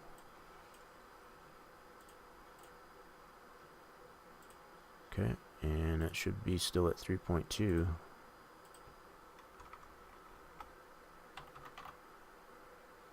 Should be. Let's check our camera. Yep. Pretty good so far. So I'll put one on the other end of the line. Cone. Uh-oh. I lost it. Where'd it go? There it is. Yep, it's tough to see. Sometimes it does help you, like I showed you that last week, as far as the contrast or texture. Because of the bounding box, when you bring in either a TSD or an object, it's the same color, you know, that gray, and it sometimes blends in there. Sometimes you just put that contrasting color in there, but do not take the same approach that I did as far as like that, because I lost the PTF, ended up being corrupted because I changed the texture, that it was still loaded in Sandbox. That joined with the fact that I had Sandbox open for over 3 hours, that's not a good thing. Not a very good combo. So do necessarily find it necessary, I know that's a redundancy, do find it necessary to save often, close your application, but to change your textures out, as long as you're not in it for so long, you know, it's a relatively short period of time that you had Sandbox open, you can adjust your texture like in real time as Sandbox is still open, and then just use that reload MIPS. The main reason why it crashed on me when I did it there is I had Sandbox open for so long. So don't be discouraged over the fact that you can still necessarily adjust the texture while you're still in Sandbox. You know, create the new MIP and then reload MIPS. You can do that. So don't be discouraged. I guess the fact that what happened to last week when I did it, it's primarily because, like I said, as far as being in Sandbox for over 3 hours, and I did that the way I did it. It was like it didn't like that, so that was the only reason why I did that. All right, so change this to fix. Put this at 3.2. All right. Go back to geometry view. Alright, now we need to adjust this end, come up this way. So I should only need to put one right there. Yeah, that'll work. So, object view, yeah, just put one right here.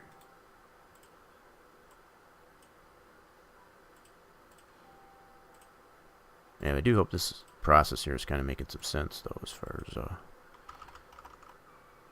and this is all going to be, this is just preliminary. This is not going to stay this way. This is just so that we can define those areas that we need to, so that we can develop our setup. We will eventually get to the point where I don't think I really need to put that out. Let me see here. Yeah, really doesn't have anymore. It just comes out here. The fact that, dang it, the fact that this is defined, you know, with a line. Yeah, because you're coming this way. When you're coming out this way, there's really no point to having a line there, because you're not going to go that way. You got to go this way. So, makes sense. All right, so now I'm going to take this whole line. Now we got to do over here and define this line. like so. And I'll go ahead and put at least 2 in there. Put 2 cones in there, especially here by the apron, the painted line. So let's go object view, cone, and that should still be at 3.2. Fixed 3.2. I know a lot of this process does seem kind of boring and unnecessary, but trust me, it is necessary and it will pay off in the end. Okay, so yeah, you can see how we got this defined. Now once I get that painted section out of there, it'll make more sense as far as where you got to go. You got to come back down here and come back out. Alright, so let's put one more cone here, at least. Ooh, I lost it again. There it is. It had to be somewhere there. It's not wonking out on me yet, which is good. Because true indication that sandbox needs to be restarted. If you're bringing in objects, you know, be it TSOs and or TSDs, and they wonk out, they don't, like where you right click to add it, if it's putting it somewhere else, that's a good indication that sandbox needs to be restarted. You need to save what you can, if you can, and restart. I might as well put one right on the end too. What the heck? Does that, let me see something. Oh, okay. So, yeah, the fact that I don't have this wall where it needs to be, we'll end up adjusting that eventually. This will at least give me somewhat of an idea. Maybe I'll go ahead and put cones where that wall should be. Yeah, because I have the wall right here for now. What's going to happen is we're going to have to move that wall where it needs to go eventually. Right now it's not where it needs to be. But I think for now I'll go ahead and just put cones there. Yeah, let's just do that. Let's do that. I mean,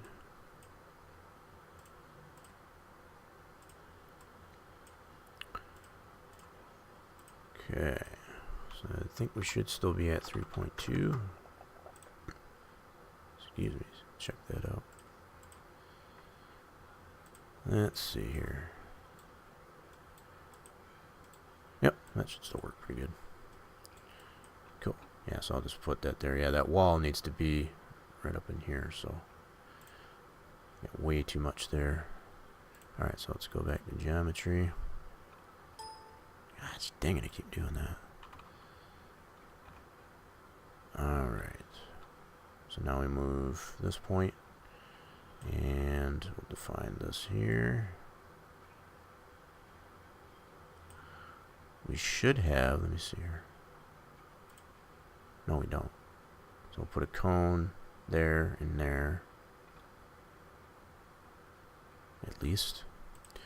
Alright, so go, whoops, I'm already in that view. Object, cone. Ah, for crying out loud, what did I do? Are you kidding me? What the piss did I bring in? Oh, I brought the LiDAR in. Oops. Oops. We'll take that out. Yep, I did the LiDAR instead of the cone. Oops. Okay, where to go? Uh-oh. Uh-oh, I lost it. Where the heck did you go? Uh-oh. Yep. My eyes are not working. Where to go? Crap. So that one's fine. Son of a gun anyway. There it is.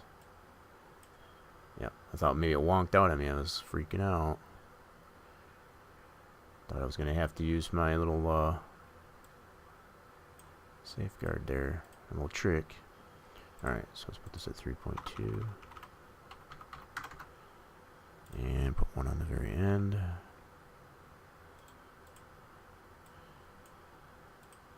And like I said, this is all just placeholder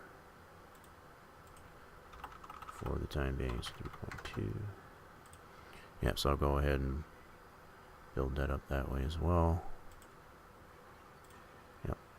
So we'll take this end, come up this way, put a couple cones in there.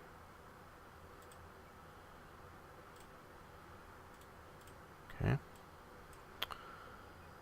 Cone.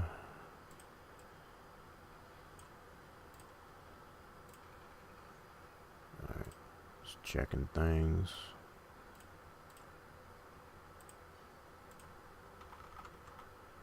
.2. This seems to be pretty level up in there too, as far as it. Yep. Yep. These all seem to be the same level. No major disruptions there. Wow, that's a really narrow area now that I look at it. So if that's roughly where the wall's at, that's a pretty narrow area. That's only in one lane. Looking at it now. You can barely put 2 cars in there. But I've seen how they actually did put 2 cars to that region, so that's kind of interesting. That's going to be really interesting now that I look at it visually this way. Interesting. Okay, so yeah, we want to put one on the end here. Makes a big difference. Put that all in perspective, that's for sure. Fixed. Set that to 3.2. Alright.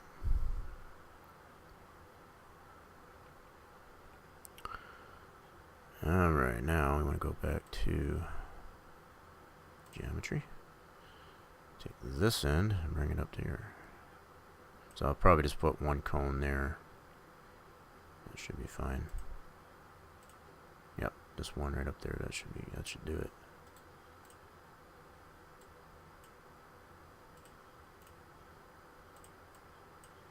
Perfect. Yep, should be able to put it at 3.2. Marvelous. Okay, so now we got that area defined. Now the only other thing I want to do, like I said, is I want to remove any painted line from that region, because we're going to need to do that eventually anyway for that. Alright, so what I'm going to do in that case, let's go back to geometry, and just like I was saying, I'm going to have to put wherever the paint is here. I'm going to keep the F section there. I'm just going to remove the texture from it. Okay. So I'm keeping the F section there. I'm not deleting the F section. I'm going to keep it as paint, but I'm just going to remove. I should be able to do that anyway. Now that I think of it, I might have to remove them, because otherwise, if I don't apply a texture to it, it'll just leave it white, which is, no texture applied to it. So yeah, I might have to. Yeah, let's just go ahead and do that. We'll delete that all together, like so. So between here and here, I'll have to delete it.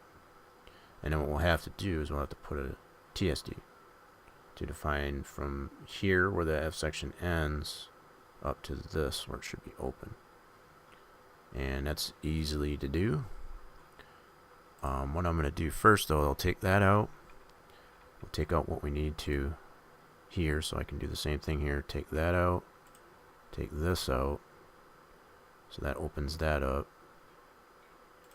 So that'll show in here, so that'll keep that open.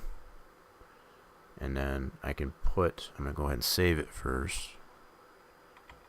Okay. Let's move it back to, let's turn our world back on. So I'm going to do a file, save as. This one I'm going to do define. I'm going to put a little notation on here. I'm going to do define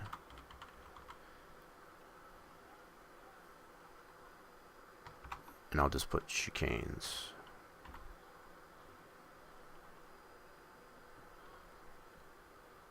Yeah. Just trying to see how I'm typing here. Yeah, so define chicanes, and what that'll tell me for future reference is that all I did in that session was to define these two chicane areas. You know, this isn't necessarily considered a bus stop, but you get the idea. But something that makes sense as far as like what you necessarily did in that session. Okay. So now that save will confirm that that's saved, which is here. Now what I'll do is I'm going to apply a new texture as a TSD based on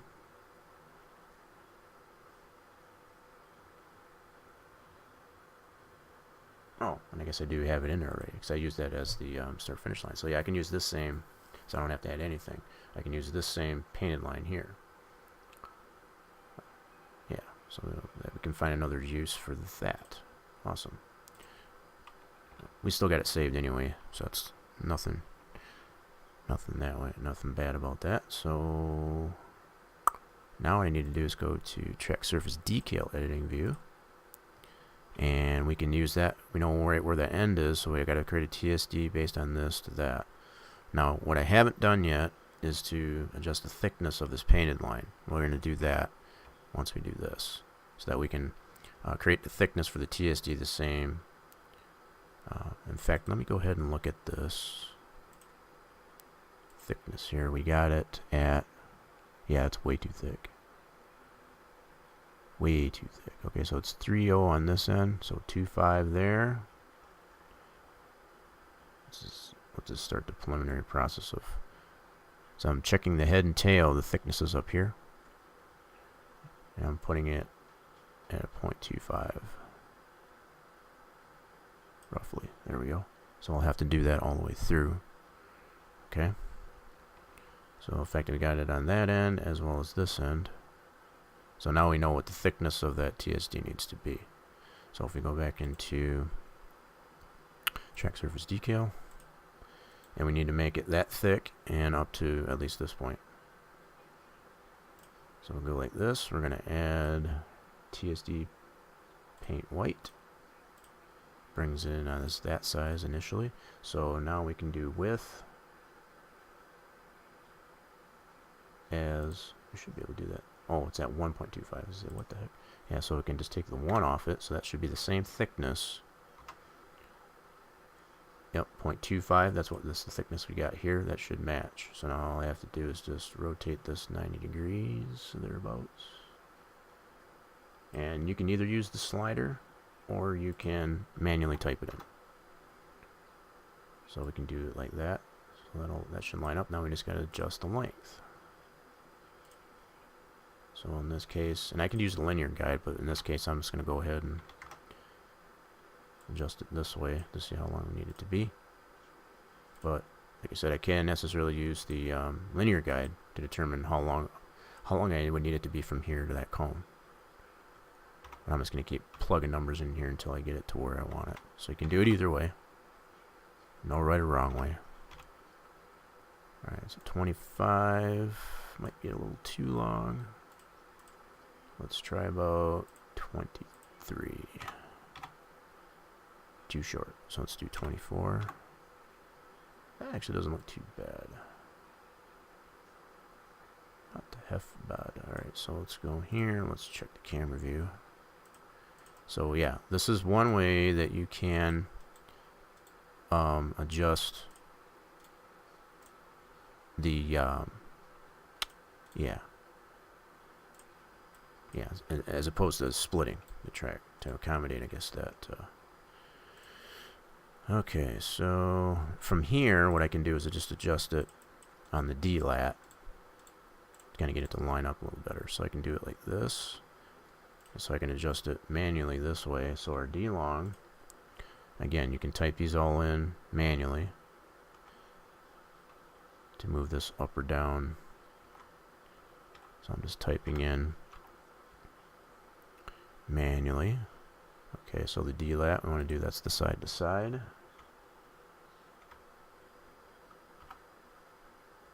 This is how you can fine tune these types of things.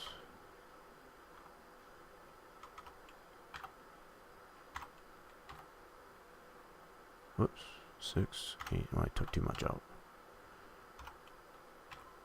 Yep, so I'm just fine tuning it.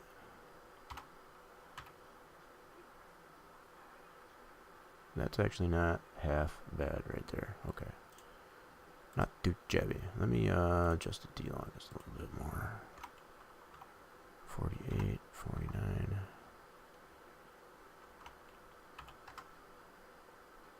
Huh. Oh, there we go. So now I can see it started poking through there. So now I can scale it back just a couple pixels here. There we go. Try to get that to be seamless, somewhat seamless anyway. There. Now, you will necessarily witness a discoloration because when you apply it as a TSD as opposed to an F section, you will get this discoloration. You can't necessarily play around with the texture itself to get it to match the F section painted texture. Yeah, that's something you will necessarily deal with as far as how the discoloration and the texture. Sometimes, though, you want to check it in game always to see how much that is, because it may present itself this way in sandbox, but it doesn't in the game. So always check it in the game, in the simulation itself first before you make any adjustments.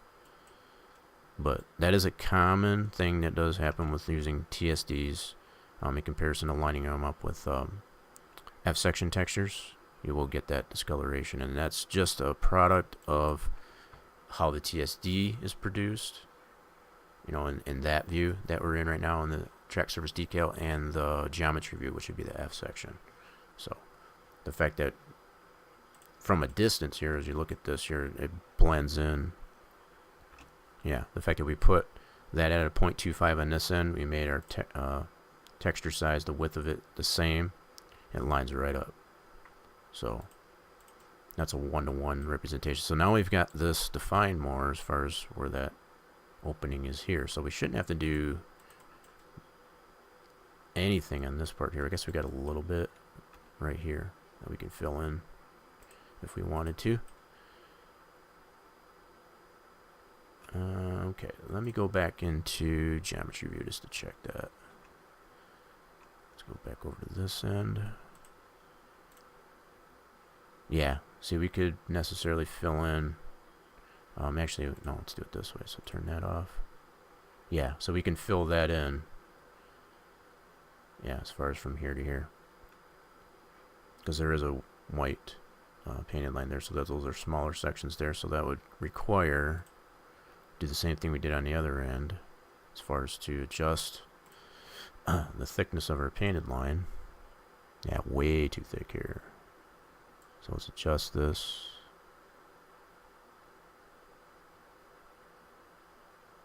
.25, and to get it more precise, as always, zoom in. That'll give you more preciseness on. Okay, 0.25 there, and get this down to 0.25. Oops, I had it. There we go. So 0.25 on either one of those, and let's get a 0.25 on these. And now I'm going to go around and adjust all of these painted lines here too before we test it out. Before it's all said and done here. That's 0.24. Okay, I'll leave it at that. So yeah, we can necessarily do the same thing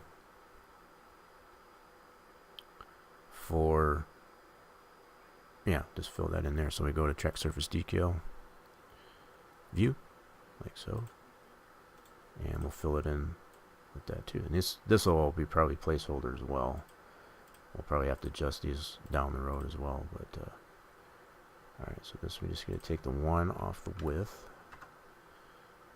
adjust this to 90 degrees,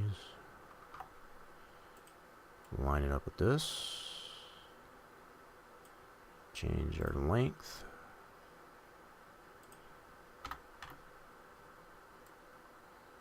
that's actually not too bad. Alright.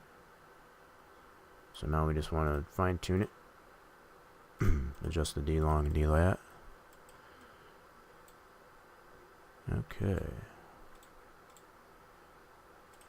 Just line it up like so. And again, you can use your to adjust your camera speed. Kind of getting a little bit slower, so you're not getting too much. Yeah, getting it all.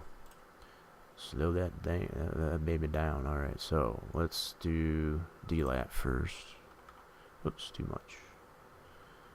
2, 3, 5, 4, 0, 4, 5. That looks pretty good there. And let's adjust our D-long. Alright, that's going to go forward. 60, 60. Huh. Let's do 80. Ooh, that's too much. 68 is too much, so 65. 66. 67 is too much. So we can probably do 66. That'll butt that right up. Cool. Alright, so we got that lined right up with that. And that fills that. And this is up a little bit too high, so we could probably bring this cone down actually.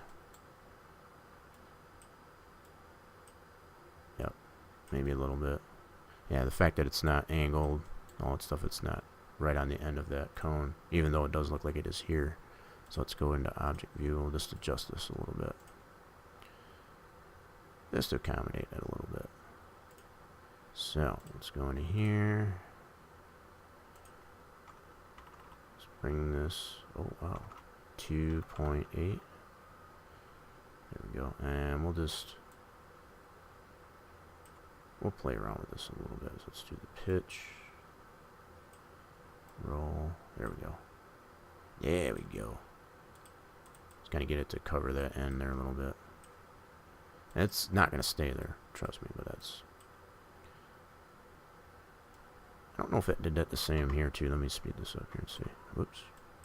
Probably did the same thing over here, too. I'm not going to worry about it too much, but just kind of showing what you can do. At least, anyway. Yep. So that's at least 2 examples of how you can apply a TSD to an F-section painted line. You know, so I think that's pretty well defined, to be perfectly honest. Yep, as far as where that needs to be. Okay, so we're gonna call that good. So let's go back to geometry view. Alright, now I'm gonna go ahead and save this. Yeah, I think I will. I'm gonna go ahead and save this. And I'm going to save this over the same PTF only because we didn't make that much of a change from this one. Okay. You may find it necessarily. I know I've preached this a lot. It all depends on how much you're doing. As far as what dictates, as far as if you should use a new PTF. Primarily, what you always want to do is save it to a new PTF. And I think I'm just going to practice what I preach, to be perfect. I think I talked myself into it. I'm going to do it as a B. That way I know I'm not stepping on this if something goes wrong in this save. Okay. I'm just going to go ahead and do that. However many PTF, you can have as many PTFs as you want. It does not matter. The fact that we've got over 80 PTFs as it sits right now. Yeah. So now what I'll do as far as the next thing I'm going to adjust is the thickness of that white painted line. Okay. A linear guide doesn't matter. We got all of our cones laid down. Now I want to go through and I'm going to start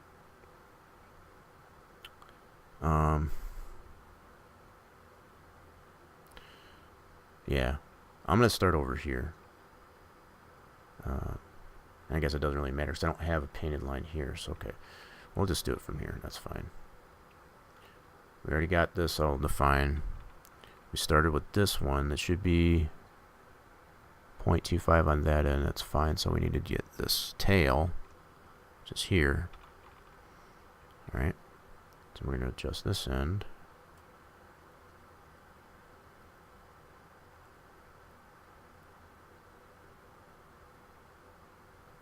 Alright, I'm going to have to zoom in a little bit. Get a little more precise. There we go. Same thing with this one, just 0.25.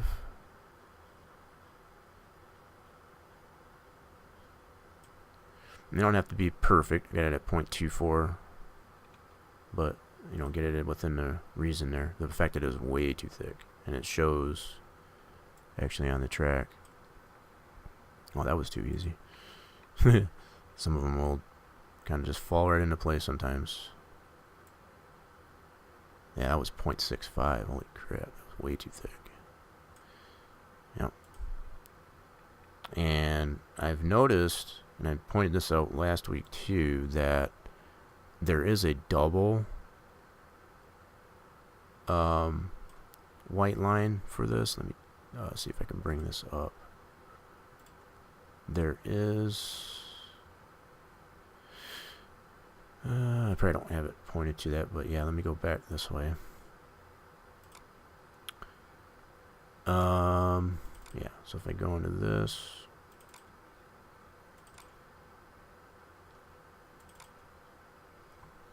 Oh, man, I gotta sneeze so bad. It's crazy. Yeah, I think this picture shows it. See, there's a double white line. I think they've got it like a... It's like a dark blue border on it. So... I've seen this a lot too, and it's kind of a pet peeve of mine. The fact that to make one texture to accommodate this entire texture be the two white lines with the blue border on it, that doesn't work very well. Because from a distance, and it doesn't matter what priority you set it to, it's much better to actually apply those two white lines with the blue borders independently. And by that I mean you set another set of X sections at another 0.25, and apply that.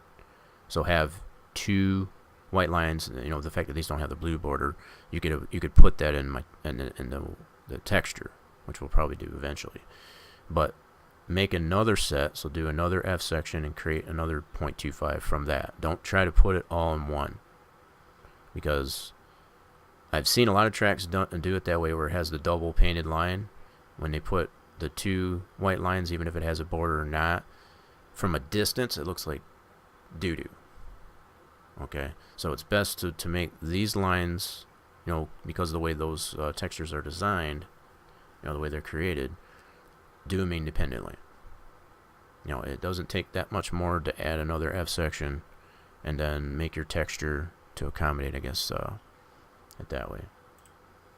Just, you know, kind of a little bit of a pet peeve of mine as far as the way textures, you know, for double painted lines are created.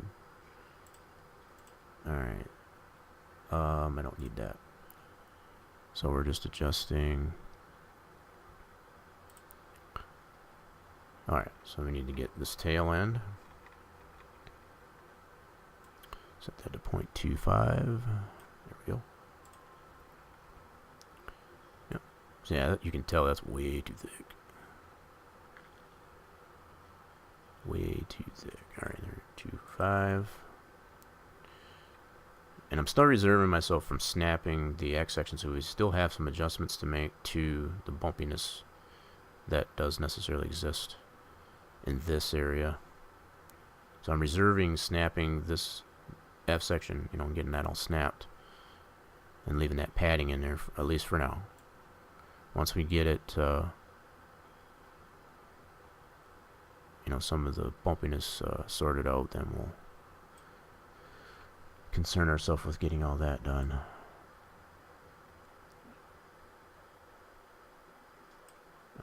That's pretty good there. It's not always easy to get it exactly. I mean, you can be there for days trying to get it exactly, as long as it's within, you know, I've got it either 0.24 or 0.26. The fact that it was way too thick, like on this end, it's at a 0.66. That's like over twice as thick as what we needed. That just does not look good. Alright. Not good at all. Alright, 780s.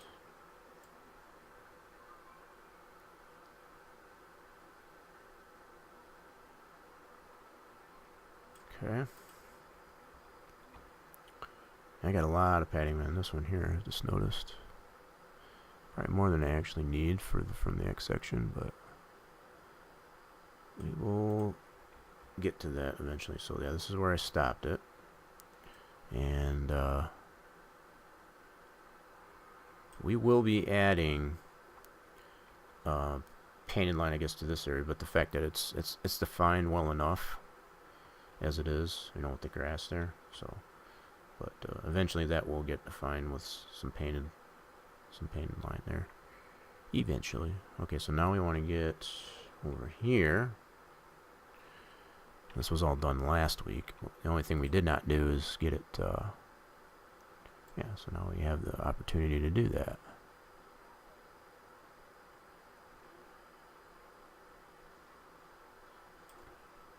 And zoom in a little bit more. Preciseness is in the zoom. Okay. Like I said, you don't have to get it like dead on balls, but as long as you're like, this is 0.24, 0.25, that's pretty reasonable. The fact that this one right here, this is at a 0.62 on this end, that's way too thick. Way too thick. All right.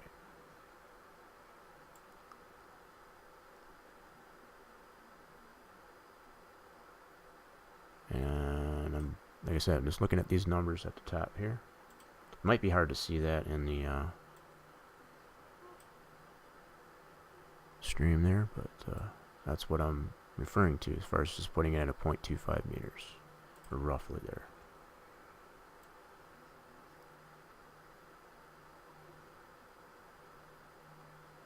Alright. Moving right along. I'm just going to work our way back up to that bus stop on the backstretch there. Easy peasy, lemon squeezy. Here. Alright. I don't want it to be... That's too small. Okay, hold on. Zoom it in. Oh. There we go. That's better. Much better. Much better. Alright, 2, 3. There we go. And that's all I'm doing is holding, if you can tell from the, yeah, little deal down there. Just holding on the left key and dragging that, that end point, in this case the tail of that X section inwards until it lines up with 0.25 meters on the value on that top left. Whoops. There we go. Moving it back and forth, you know, moving it to whichever direction you need to, I guess, to get it that way. Some of this is not too bad, but it's, some of that was just way too thick. Way too thick, alright.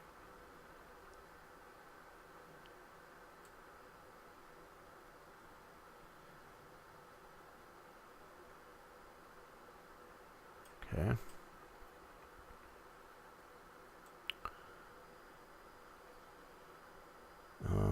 Let's see, where are we at? Yeah, it's a little too thin.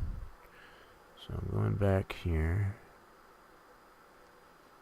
There we go. It's better. Trying to keep it somewhat consistent, at least anyway. Alright, so this should be good already. Yes? Maybe. Let me check this one here. Oh, no. So let me bring this in. This was pretty close already.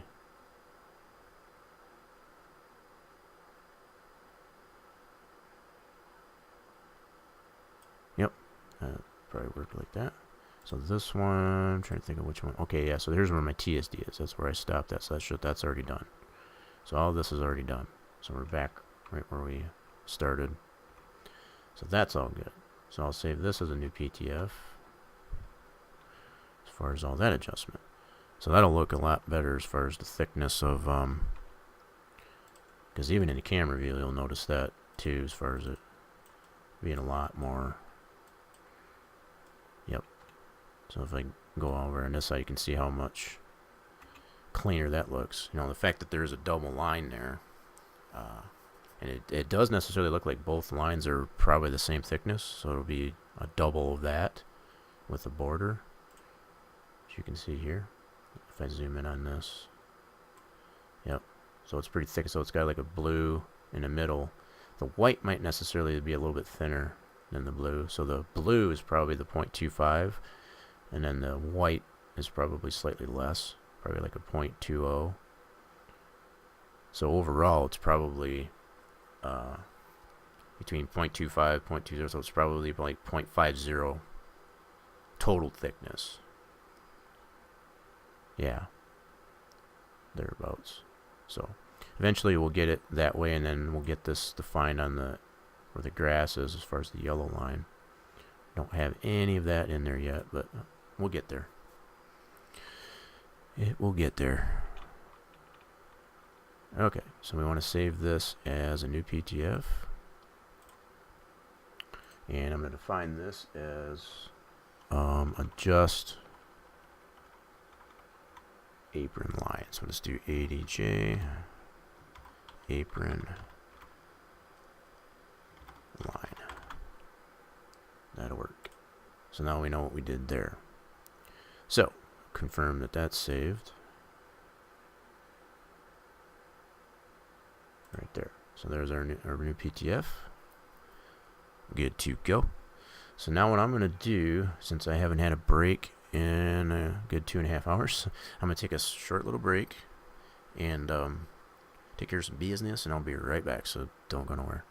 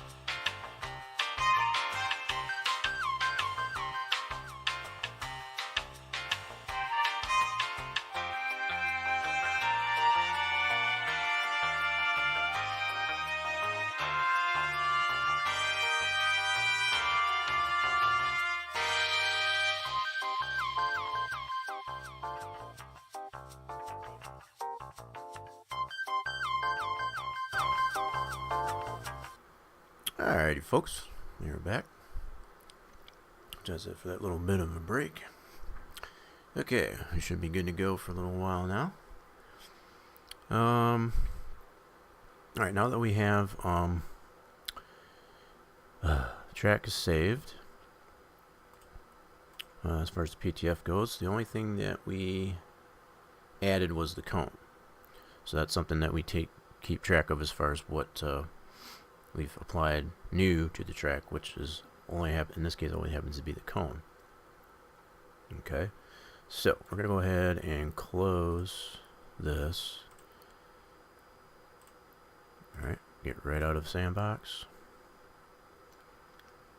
And we want to apply this PTF to our game, the simulation tracks directory, or in the simulation itself. We're going to paste this in here. We don't need this one anymore. This was based on last week, so we can delete that. We want to rename our PTF the same name as our track folder,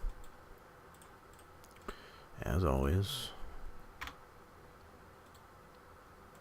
Alright, so it'll load that, and the only other thing we need that we've added new to the track, like I said, is the cone.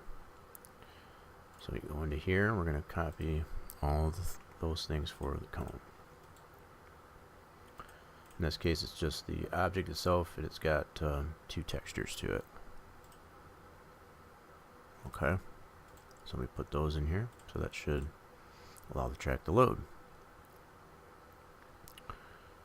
Okay, so yeah, let's go ahead and fire that up then.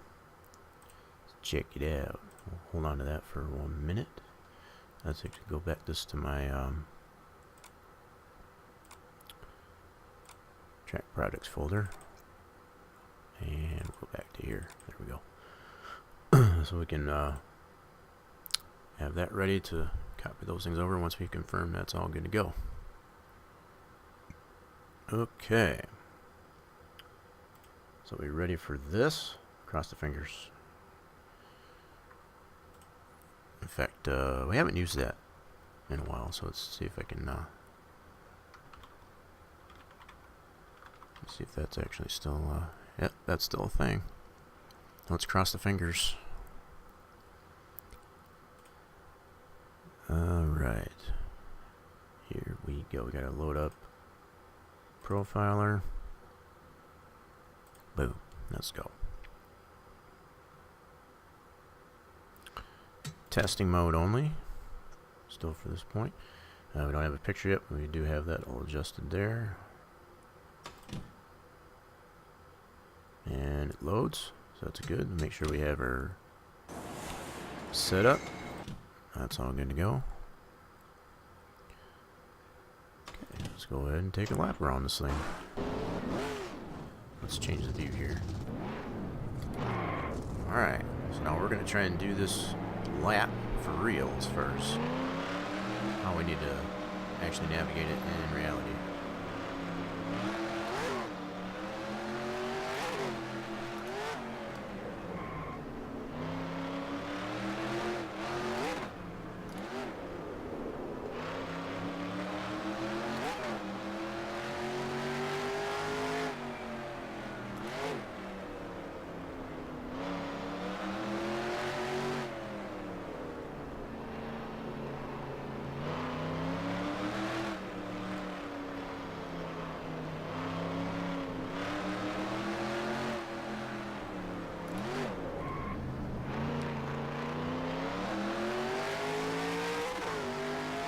Well, the only fastest part of the track is the main oval here.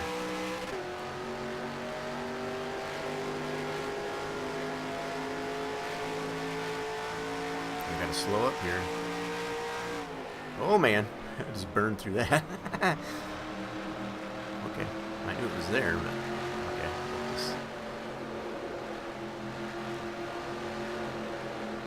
Alright, so we got this little chicane here.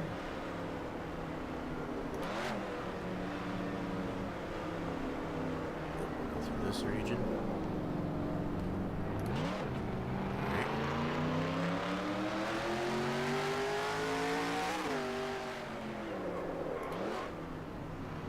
It's actually not. That's a little bit better actually that way. I like that.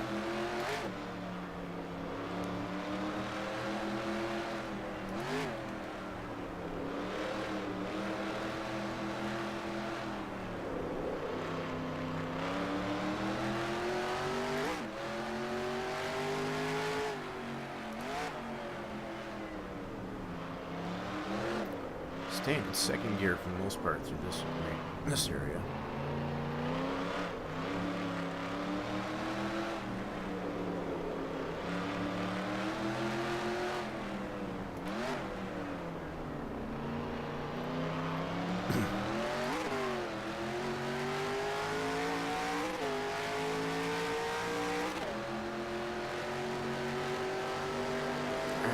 Let's try not to burn through that again.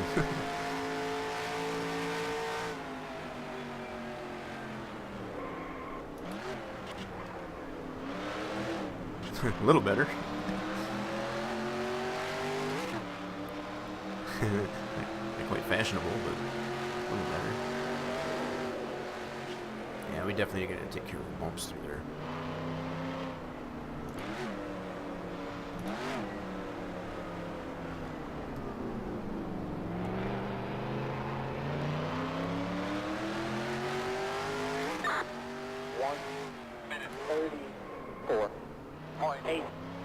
I like that transition into that turn into turn one there. That's actually pretty good. It needs to be defined more. I'm feeling though, coming out onto turn 8 and back onto the main oval.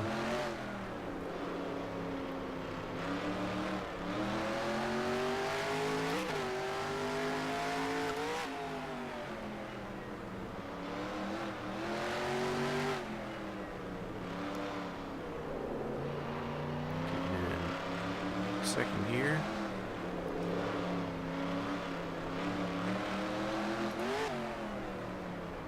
Yeah, it needs to be defined a little bit better here as far as like maybe more of a painted line there or something.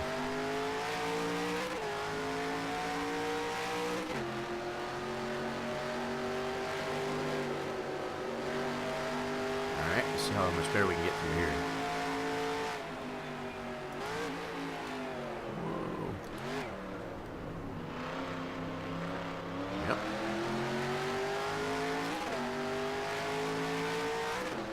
Probably not all that great, but you get the idea. Yeah, we gotta fix these bumps in through here.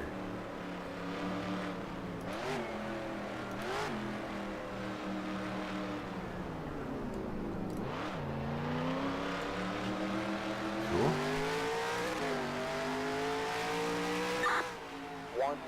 1:34.9. Consistent laps. 0. Slow laps, but yeah, consistent.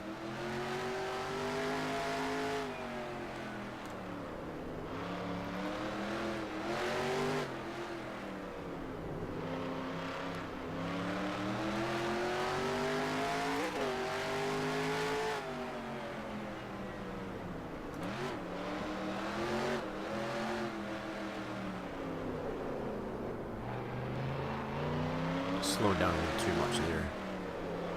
Alright, yeah, so this area I think needs to be defined a little bit more as far as where, yeah, like with a painted line or something.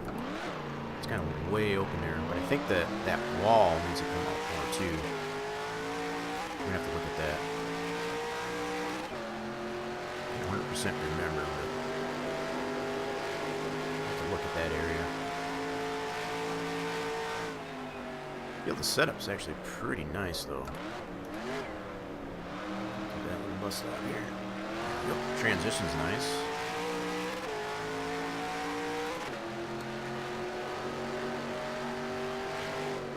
Yeah, just a little bumpy in through here.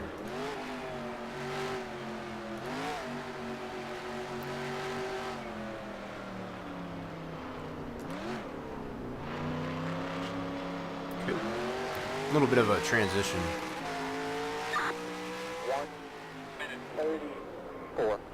1:34.9.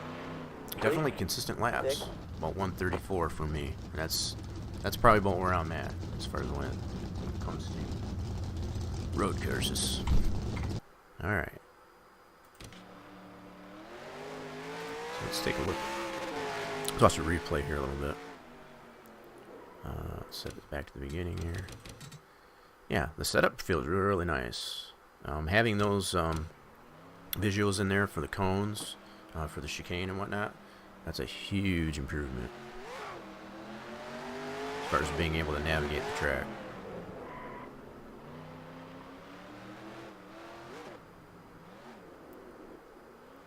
So we'll just kind of watch our laps here. Now, the fact that we still don't have any cameras applied, you know, as far as to accommodate the track itself, that's still yet to be one of the many things that still need to be done to finish the track up.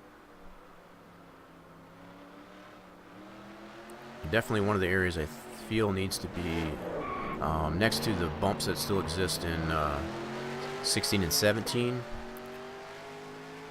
would be, I don't even know if that's considered, I don't know which turn that, basically the 3-4 end of the main oval. That still needs to be dealt with. For sure, even with that bus stop. Oh, I blew right through that one that time.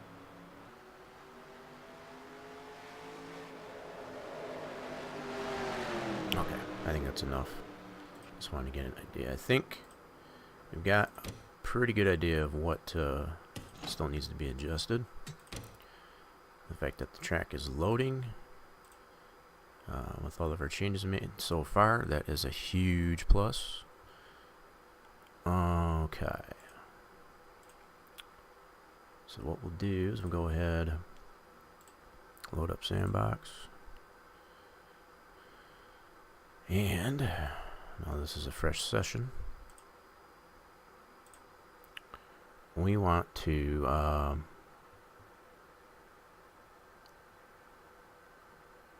yeah, we got, so that was apron line. Yeah, we're gonna do this one.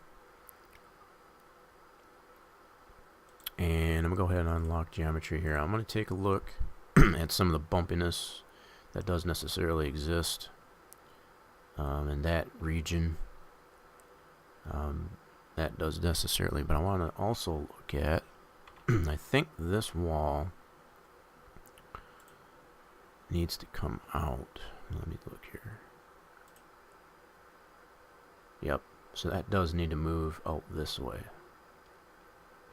Yep, that was what I thought. So this wall that's right here does need to come out this way.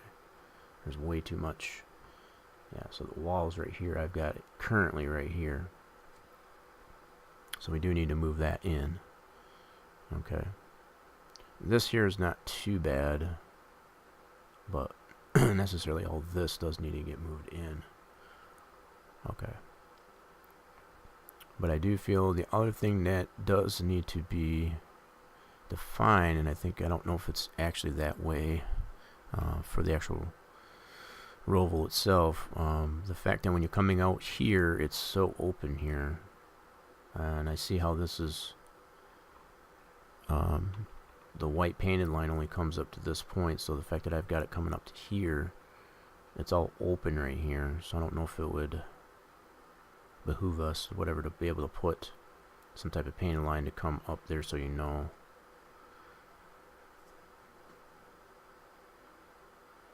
It would just make sense to me to do that. Let me see. Let's bring the world back in. Yeah, so what I think of, this is in the right spot. This wall needs to come out this way, yeah. But this is, for the most part, in the right spot. It needs to get moved in just a tad, but not that much. This here, from this point over, needs to come in. Yeah, so meet up with this wall. Alright, so going back to, yeah, I'm almost thinking to put a painted line coming through this region, and just to kind of paint that a little bit more definitively. I don't know if that would actually help. It does help having this wall here to know, I guess, as far as how to line up to, you know, to actually navigate the corner.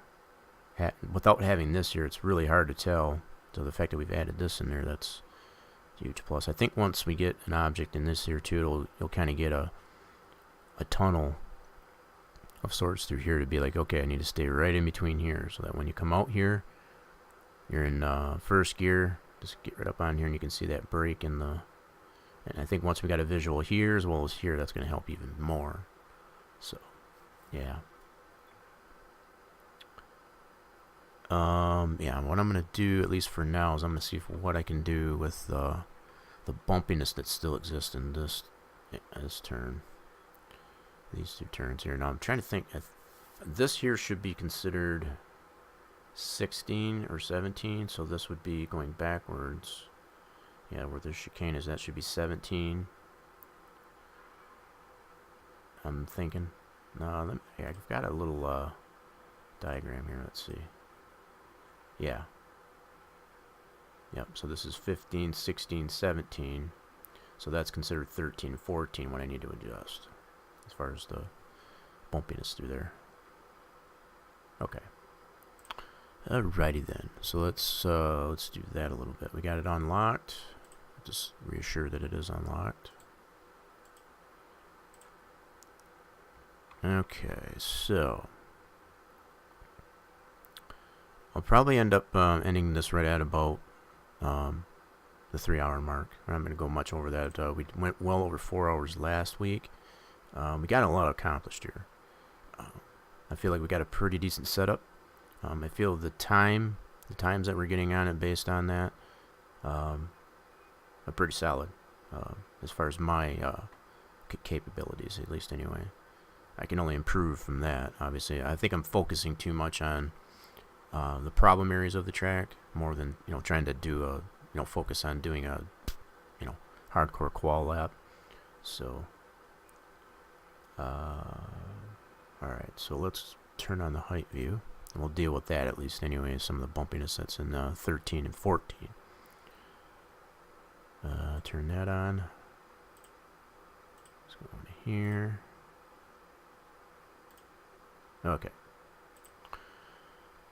So, it's primarily not so much in this region, it's more through this region. So we'll check it from between here all the way pretty close to the exit here, is what we're dealing with there. So we want to look at this view, see what's going on here. Where are we at? Right here. Okay. So we're gonna try. I'm gonna try and keep this view in here, and we're gonna look and observe and see what's. I do see a little bit of waviness, and that could be why. See how it's going. So if I move this forward, back, so you can see how it kind of wavy through here. It's kind of hard to tell at this view. If you zoom in enough right here, you can kind of see how it's up and down. It's not really smooth. I think that's why we're experiencing that. Okay, so we're going to try and fix that. Okay, that's on the apron, so that's going to go from here out to here. We want to focus primarily on the racing surface, so we want to go out to this point. Okay, so from here to there, I think this is what we need to focus on the most, is right in here. So let's try to straighten a lot of this stuff out. So I'm going to get this zoomed in.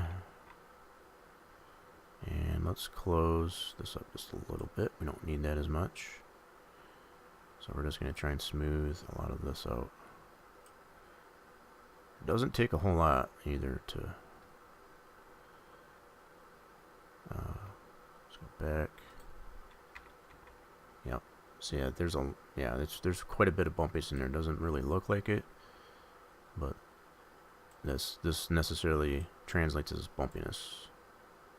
So we're gonna adjust these a little bit at a time. We're gonna have to keep testing it.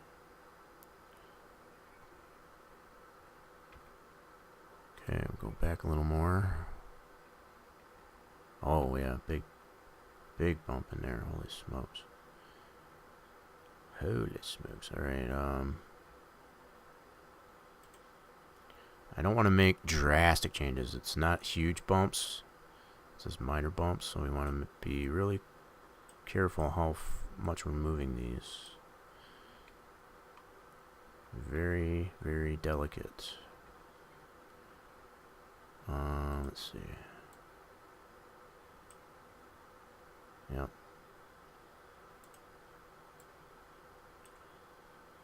So basically what I'm trying to do here is just like I've shown before, trying to get these two pink or purple points, get those as straight with what you're trying to adjust as possible. That is your one surefire way, I guess, to eliminate any potential bumps that you're witnessing. So it's not so much in this part as it is down this way. So I want to focus on this area more. So there's a little bit of a rise right here, which we expect because that's the apex of the corner. What we don't want is any waviness in between that line. Okay. And I'm kind of looking over here too, as far as how that's okay, so if we go forward, zoom in a little bit.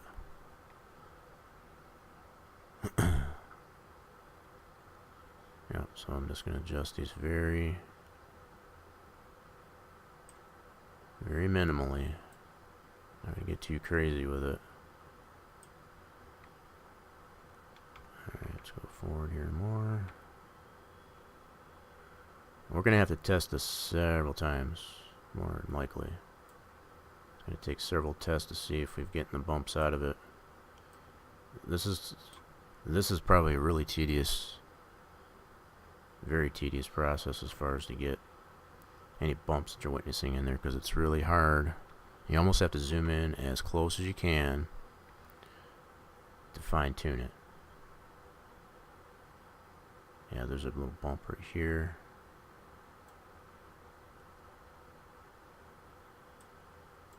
Yep. Alright. This one kind of crisscrosses here, which is somewhat of an issue.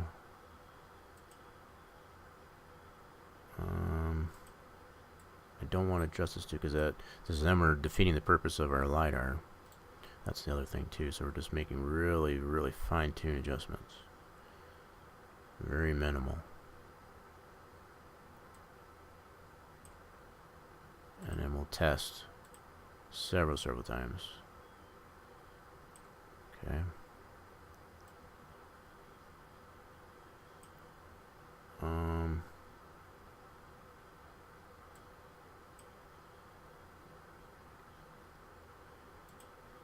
Alright, that one's...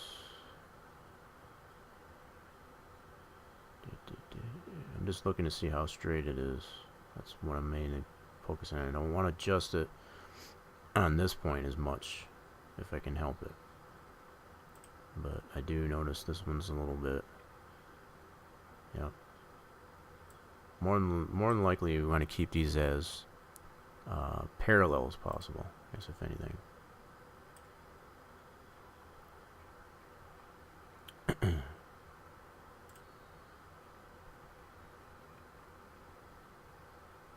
Yeah, this is going to take several test sessions to make sure we get that bumpiness out of there. So we'll do this right there. That looks to be pretty decent. I might look at it, so we'll go ahead and save that as adjust turns 13-14. So I'll just mark this as fix bumps. Actually, I'll put fix turn 13-14 bumps. Okay, now let me know what turns those are. I'm going to save it. And we'll confirm that it saved it. Let's see here.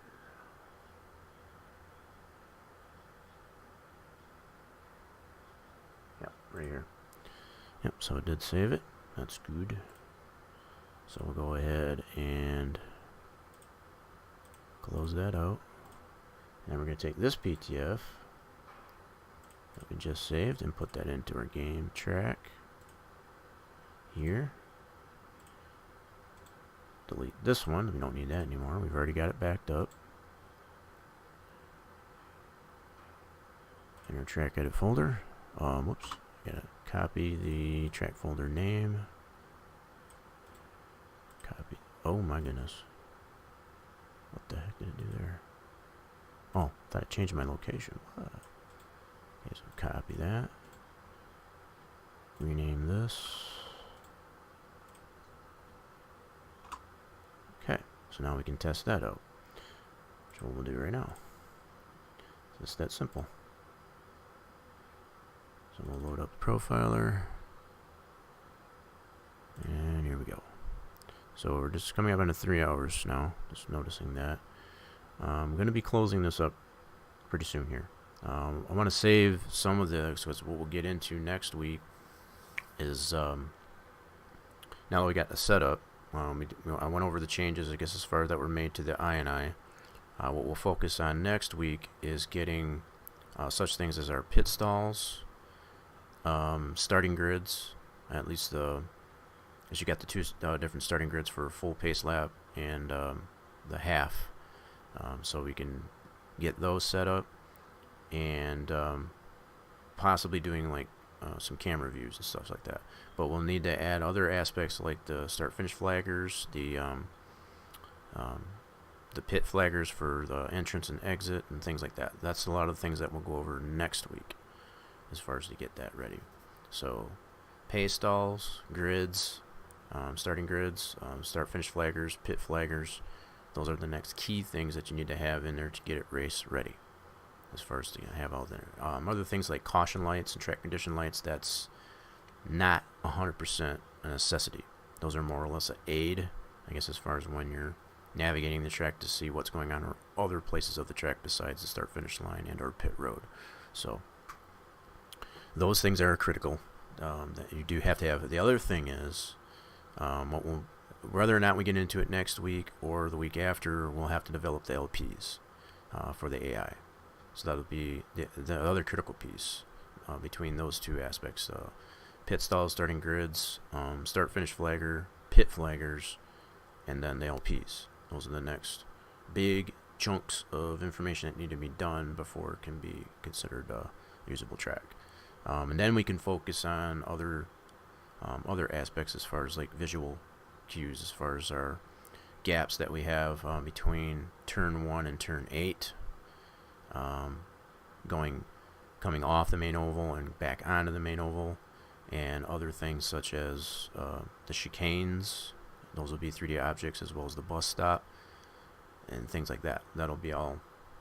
So the next 3 episodes are going to be, we're going to be moving pretty fast as far as to get it this track completely buttoned up. So, and that's not considering we don't have any fencing or anything like that yet, but we'll probably take a look at moving the inside wall and things like that too within the next 3 or 4 episodes. So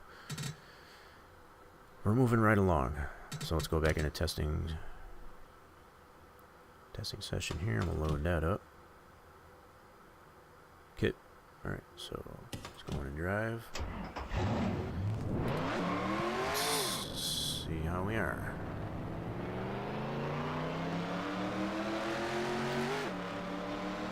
The fact that I'm able to make a lap and a really more at speed, that's a huge benefit as well. That's a huge plus. That's a step in the right direction.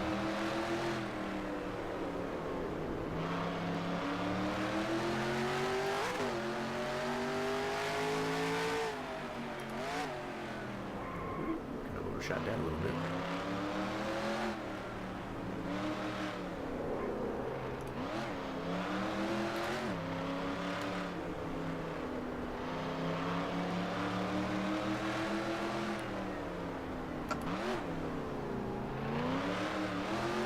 The more I think of it, it's probably not really that bad. That's probably how it is in actuality. Coming back onto the main oval like that.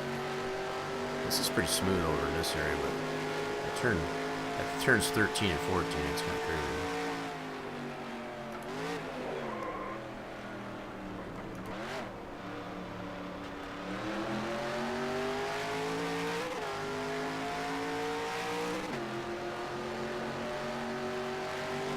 Just a little bumpy right there. Oh man, big bump right there. It's more on the exit, more on the 14 than anything. More on the 14, so we'll have to keep that in mind.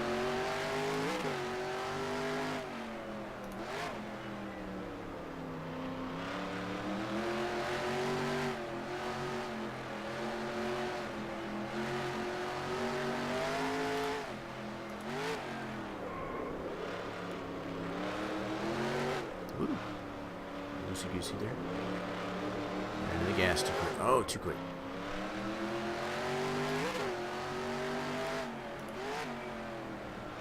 So yeah, if we have curbings and stuff like that in there too, it'd make a big difference as well, I think.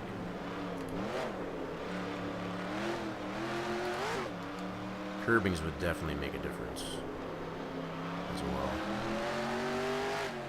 And whether or not I have the... Oh man, way too hot there.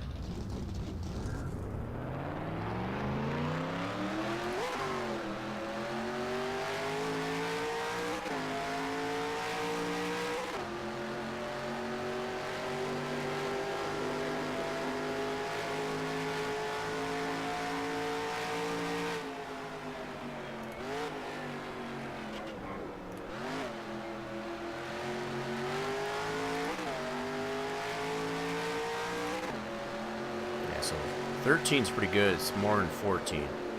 So we got the bumps. A little bit whippy there. So turn 14 is what we need to focus on the most.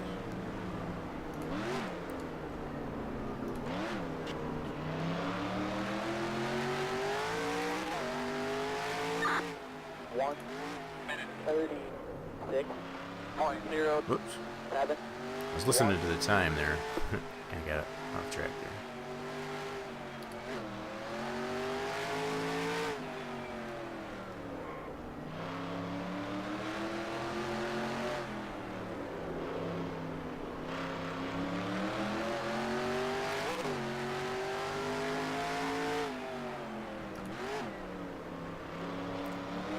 Setup panels are pretty nice. It's pretty neutral, it's stable.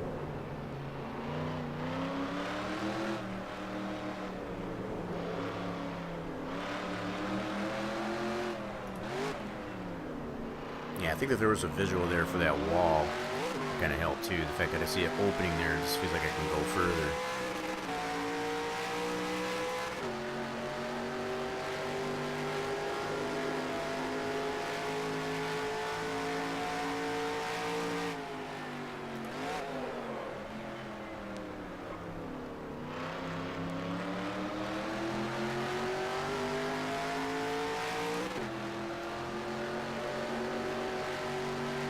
Yep, just turned 14. Just verifying at this point.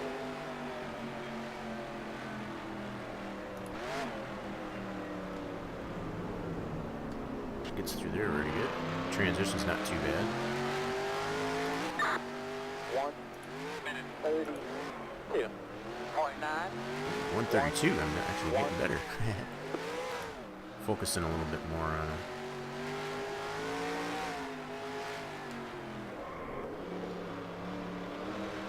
I'm still way slow, but for me, that's actually pretty good.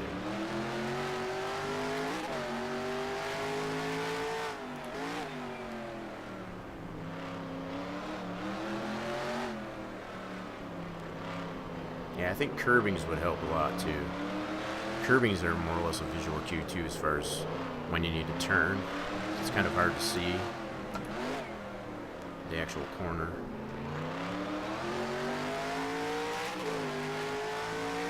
The transitions are really nice. The fact that this end is pretty smooth through here.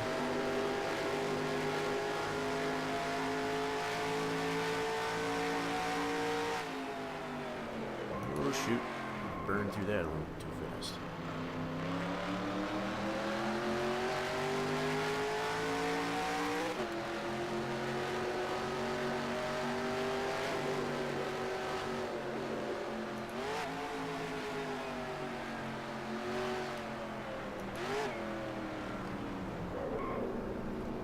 Yep, that's all asphalt in there, so that's cool.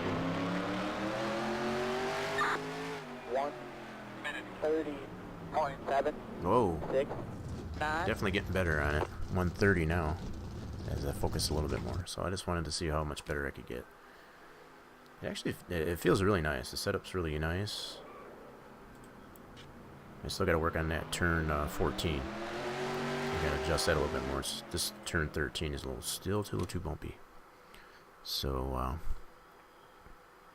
let's make another adjustment. Let's see how much better we can make that. So let's get into, I'll just minimize this. and open up the sandbox. Alright. So, the only area that we really need to focus on is turn 14, which would be, yeah, this region right here. 13 is actually pretty good. It's like once you get into the apex, out of 13 into 14, that's where it's the most bumpy. That's what I noticed. So, we're going to go ahead and load that one back up. Go to unlock geometry. We're making pretty good progress on this, I have to say. Now, yeah, so primarily from here back to like the apex of this corner. That's what we want to focus on. So if we go to height view, whoops, I just turned it off. There we go. And just like I showed before, if you don't see the points showing up on there that you can adjust, just move it forward or back. And get those populated. Man, I got the hiccups there. Sorry about that. Let's see. So let's go over here. And I'll move this over this way. Try to get this all on one monitor. Okay. Alright. So the only thing we need to focus on is from here to about here. That's where it's the most bumpy. Right in through from right here to about here. Okay. That's where we're the most bumpy. So let's see what we got here. It may even come down to if I bring these in a little bit closer to each other. But again, I don't want to disrupt.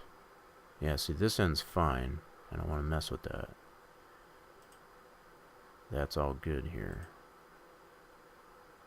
Yeah, all through here is good. That's the apex. Alright, so that's out here, so that we're not worried about that. So it's gonna be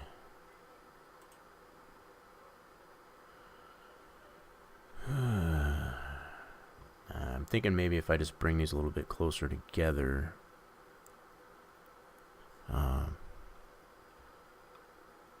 it's not really that bad. I don't need a huge adjustment to it. It's just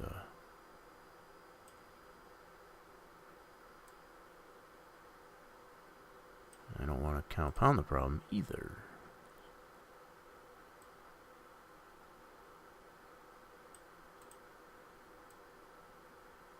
So yeah, I'm just going to try and adjust.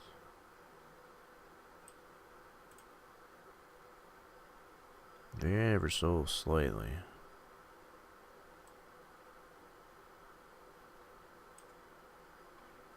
We're going to get that bumpiness out of that. Okay, that's good there. I don't see any major problem. Let's see. This is about where I draw the line as far as what I need to adjust. See if we can't straighten that out just a little. I mean, you only need subtle movements on this for this type of thing. Nothing drastic. If you do anything too drastic, then you're just compounding the problem. Yeah.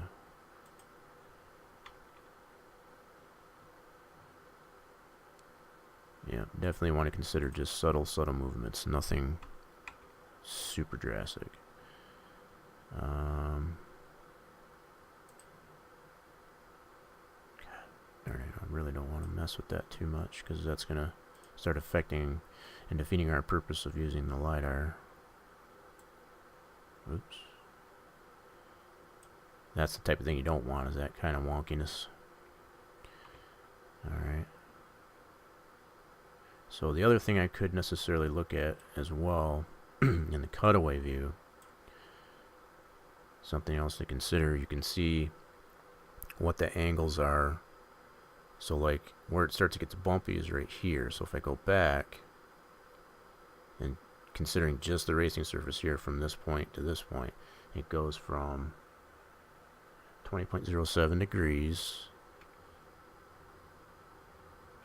to 18.41. That's quite of a dip, actually.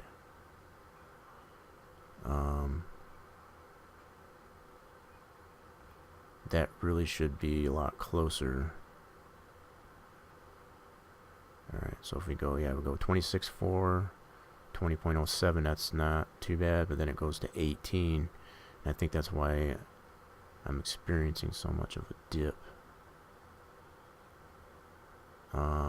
So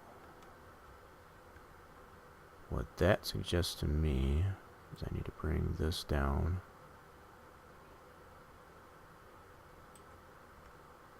As well as this down. And I'm looking at this as well as far as what's going on. To kind of level that out some. Okay.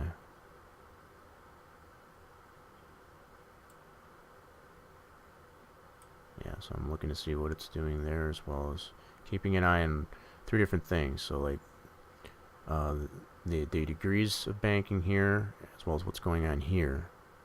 So between those numbers and what it's actually showing as here, that's what I'm focusing on. So I'm kind of just leveling that out some.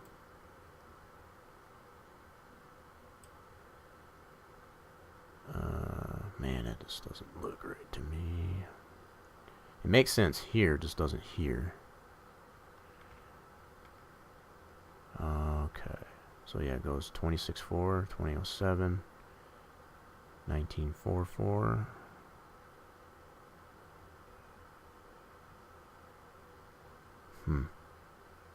I just don't like how it's appearing in here, because that looks not very good.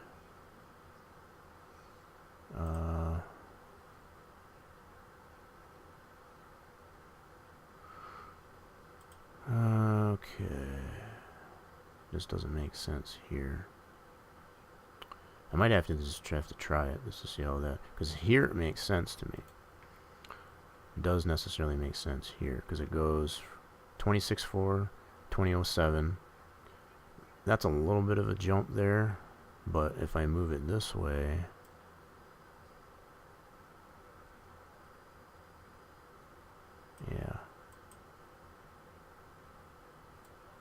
yeah, see, that's going to shrink it again, and I don't want that. Actually, I want to level that out. So I might have to do it this way just to see.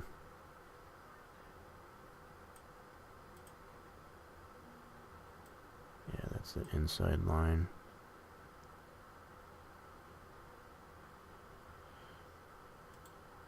Okay, 19.28. That looks a little bit smoother. Looking at the cutaway view, at least anyway. Here, it might be questionable.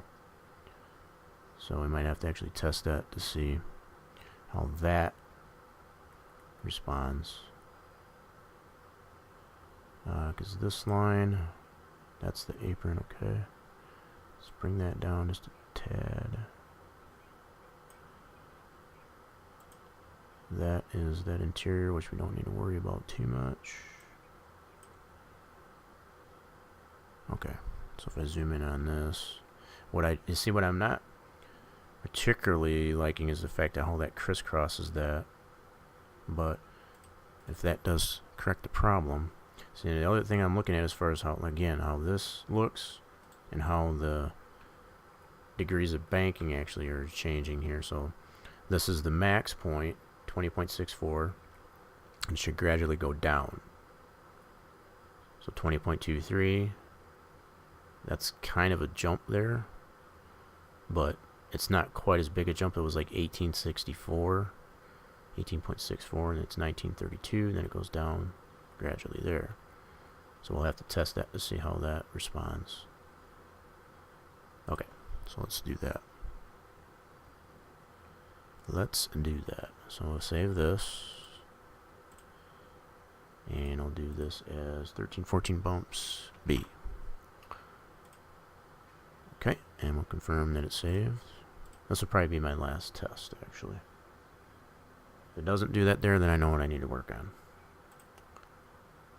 For the most part, the track seems to be functioning as it needs to be, as it should be so far. So we're going to go put this in the track here. We'll dump this one out. We've already got that backed up. That's our previous test. Oops, I keep jumping the gun there. So I got to copy the track folder name, rename that PTF to that.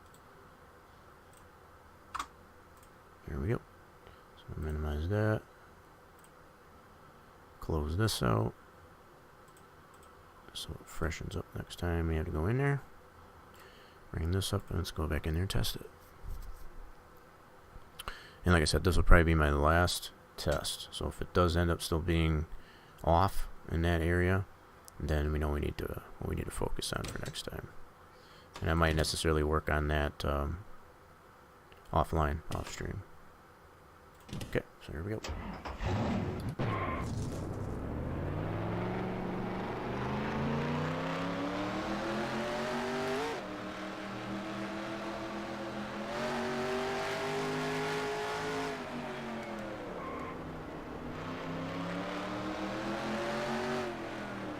So a lot of the visuals in the infield object work out good there.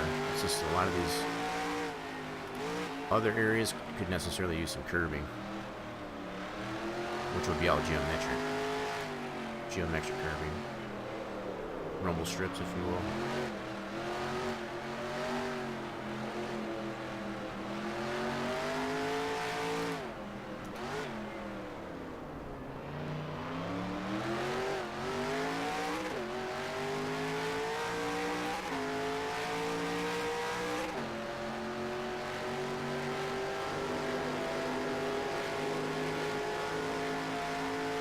Bust that.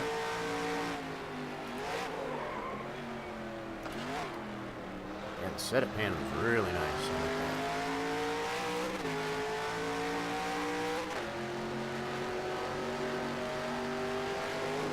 See, it's still bumpy through there. Okay. Still bumpy. Okay. Still bumpy. Very significantly. So, okay. That's all I needed to know. So, I still got some work to do on getting that area of the track smoothed out here. You can actually see that in the replay here. So let me back this up. This is going through that area. Turn for 14 in this case. Yeah, it's pretty darn bumpy. So I got a little bit more smoothing out to do there. It's coming through the chicane. Okay. Okay, so again, we got some work to do yet to smooth that out. That adjustment didn't work out as well as I would hoped. So I'm gonna leave it at that for now. So feel free to tune in next week when we'll be continuing the work on here. We've got a lot accomplished today as far as defining the bus stop, the chicane, fine tuning on the setup. I've kind of explained how changes were made to the INI and what have you to get it that much closer, I guess, to being a road course type of feel to it. Do feel free to, again, like I said, tune in next week. I guess we'll be continuing work on that. To progress, we'll be focusing, as I said earlier, pit stall locations, getting those set, starting grids, as well as the pit flaggers and the start finish flaggers and all that stuff. So those are some of the key critical things that need to be in there besides the LPs that the AI use, I guess, to make it a functioning track for race weekend conditions. So do feel free to hit the follow button to get the notifications for when the stream goes live next time around. Also feel free to follow me on Twitter. I put the notifications when the stream goes live there, as well as the Discord. And feel free to even check out our. We got the website that populated there as well. You can go there. There is a Facebook icon on the main website that goes to our Facebook group page, which is basically serves as our forum. But I'll put the link out there for the Facebook group page as well, so you can get it either way. So I want to thank everyone for stopping by. Appreciate you watching, and hope to see you next time. But until then, see you for now.